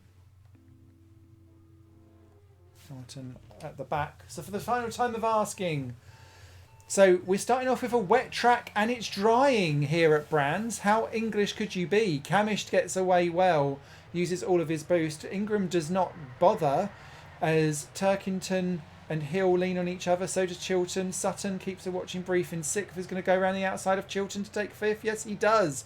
Next up for him is Hill. He's got him too. Ingram is busy battling with Turkington and Sutton sneaks through, and that is crucial for how this lead championship is going to work. Ingram trying to fight his way back through again as we come down to the final corner. He does so, uses his boost. They all stay out. It is too early to go for a pit stop at the moment. But it's Turkington now that leads the way for BMW. Ingram now into second. Hill about to try around the outside. And Camish goes down the inside. And our championship leaders are now 5th and 6th in the race. Sorry, 4th and 5th in the race. As Sutton now gets past Ingram as well. This is going to be one of those tend to hook moment races, I think, if this continues on. Is anyone pitting this time around? It feels slightly early for me. Ingram and Chilton battling away in teammates. That's not going to help the speed for that at all. Anyone pitting? Anyone pitting? No, Lloyd and Hamilton stay out too. This time by, we might see everyone in because the dryness is almost fully instated into this circuit and the rain has been driven away. Turkington now has got Sutton all over him, and with Camish as a rear guard and Ingram slightly damaged. How's this going to work? Is everyone into the pits? Yes, they are. And look, Camish there holding up Ingram slightly into the pits. Ingram pits slightly first. That pushes Sutton out. What are we doing in terms of tyres? Sutton leapfrogs Turkington in the pits. Oh, wow. Onto the soft tyres he goes. Turkington's on the hards. Doesn't need to pit again, in theory. Ingram will do, as will Sutton. So they've gone for speed. Turkington's gone for staying out. Morgan has not pitted and is out on the wet tyres. I'm not sure that's quite worked for him. Although, to be fair, it's quite a straight liney circuit. So he's managed to make sure that with the boost, that's kind of worked. Now Morgan's into the pits from 4th place. Camish on the hard, being done by Jake Hill on the soft. And look, Sutton out front. Tingraman's in second. In this position, Ash Sutton wins the championship on the final round by 2 points. Colin Turkington, though, is going to be the real fly in the ointment for these two because he can make it to the end with those tyres, in theory. Whether he'll have the pace to do so is another matter. This is crucial. It's staying dry for the time being. It's just getting cloudy as here comes Jake Hill getting past Colin Turkington. That puts another car down and another one that Ingram has to worry about if he's going to come at it. Chilton out of position, as is Camish. Camish on hard tyres too, I've only just noticed. Ooh, he could stay out for the entire race as well. So Sutton and Ingram need to go for it, but here comes the rain. That's going to negate all of the drama. Here comes Ingram with some boost, not tons of boost. He's really caught up, and again, much better in the pits. Just comes in, smashes onto the back. Wet tyres for him and for Sutton. Side by side, they're rubbing and racing coming out of the pits, but Sutton keeps it for the time being. There's nothing between these two. Both would be worthy champions in this championship. Both have driven exceptionally well and been the class of the field. Hill, Chilton, Turkington and Camish rounding out your top 6. Everyone has been into the pits and changed over tyres now. And as the track gets wetter and wetter, those two continue battling on their way. Josh Cook has got round Colin Turkington and up into 6th place. Turkington really lost out in that little mini phase. The hard tyres look like a really good run, but then I forgot we're in Britain, and so it's got to be a piece of tsunami rain at least once every 5 minutes. But it's a short shower again because here comes the dry weather. And what's interesting with this is that it's happened at a time where by the time the track rubbers down to being dry, if we get there, remember we're in Britain, this is going to cause everyone to drive onto the soft tyres and it's going to be a real bash to the line, and it's a bash down into Druids there for Ingram, who takes over the lead. He was brave at Paddock Bend, but he wasn't brave there, and Sutton retakes the position back as we go round those fearsome back of the track curves.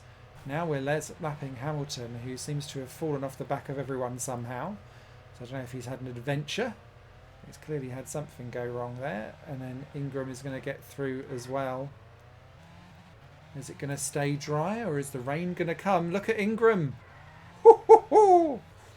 That's a nifty move because in the real world that corner has horrible camber. Sutton gets him back and this is going to be a tit for tat, I think. But I need to be careful because Jake Hill is with them. And if anything, is actually probably the fastest of the three at the moment. And there comes Hill to have a go at Ingram. And he takes second place and gets past Andrew Watson, who has been, in the last few rounds, an absolute menace of a back marker. He has turned himself into the Olivier Griard of the game. Niche reference, but I hope someone understands it and gets it. Sutton, though, lap 11, has now got to worry, and in he comes. He's come in, as has Ingram, as has Camish. Jake Hill goes round again, and look, Camish again, a good stop, right out behind Ingram. This is not going Tom Ingram's way at all. There is now a decent gap, and he's got the Napa Racing teammate of Camish all over his heels, and Camish is going for it, and he makes the move. Ingram's not got the boost. Camish does, and that is crucial, really. In comes Jake Hill. He was the only one to stay out for another lap. Oh, and there's problems there with Dan Lloyd as he comes out, and that's going to allow Sutton through into a convincing lead. Camish is up into second. Hill third. Ingram now a distant fourth. What has happened to the poor guy? He's dropped well off, and now all of a sudden, Sutton being blocked by Patterson and Crees in their own battle has allowed Camish to catch back up. Hill's not too far behind, but there's a lot of back markers between them. This is working out beautifully for Ash Sutton to claim the championship on the final round. 3 to go. Camish now second. Ingram is back up into third. Jake Hill has really lost out in those back markers and is back down to fourth, but I think Ingram has not got enough time to do anything about Sutton. We'll soon find out. He's closed back in again. This is the most wildest boost rubber banding of the lot. And look, Ingram ran the outside of Camish. He's got to watch for Bobby Thompson. He does so and gets past him. And now it's with 2 to go. Sutton with little boost. Ingram with some boost. 1.2 seconds. Nope. 1.06 seconds. Now under a second as Ingram boosts his way onto the back of Sutton. He's not used all of it. He's using it all now, though, as he tries to make a dive bomb into... I'm going to say that Surtees. I've got my corners confused. Apologies. But Ingram takes the lead. That's the most important thing in that move. Rory Butcher lapped by Ingram with 1 to go. And what's happened to Sutton and his boost? He's just not been able to reclaw it back. And so the pair of them go into the final couple of corners. Whoever dares wins. And Ash Sutton dares. He wins. Is he going to win? That is an absolutely monumental boost. Daryl De Leon between them. He saved it right till the wire to take the win. Ash Sutton wins the Brands Hatch race and the championship.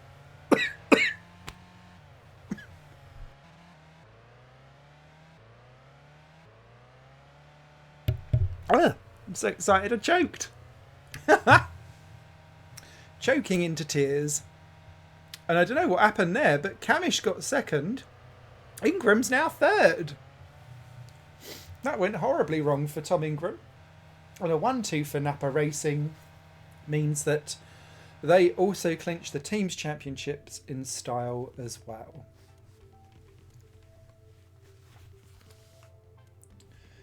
And so that means, with the championship results, Ash Sutton there wins by 5 points from Tom Ingram. Dan Camish actually really still in contention there in third. Chilton ahead of Turkington and Hill. So Turkington won out that in the end. Collard was 7th, best of the rest. Josh Cook up into 8th, doing a good job. Adam Morgan and Rory Butcher rounding out the top 10. Aaron Taylor-Smith was 11th, the better of the Castor Power Maxed cars by a long shot, because Andrew Watson was plumb last, unfortunately. De Leon the best of the Team Hards, Bobby Thompson the best of the Auto Brights, and Nick Hamilton beating home Andrew Watson, I think will go down well with him. Napa Racing winning the Constructors there beautifully from Bristol Street Motors. Laser Tools on a nice round 400. And Team BMW, Toyota. And Castor Power Maxed beating home team hard there at the end there just by a few points. Auto Bright scraping over that 100 point mark, but Go Fix running short. And that's it! Ultimate Racing 2D2. I adore this game. I come back to it time and time again for AI championships. I do also actually play this bloody game sometimes as well. But yeah, love this game so much. Remember to pick it up and get all of the different mods and all of the different tracks that are available on this track. It's endlessly replayable. And thank you so much for watching. You all take care, and I shall see you very soon over on Higher Plane Games or Higher Plane Racing if you are interested in some real-world motorsport alongside your sim racing and arcade racing shenanigans. Bye-bye.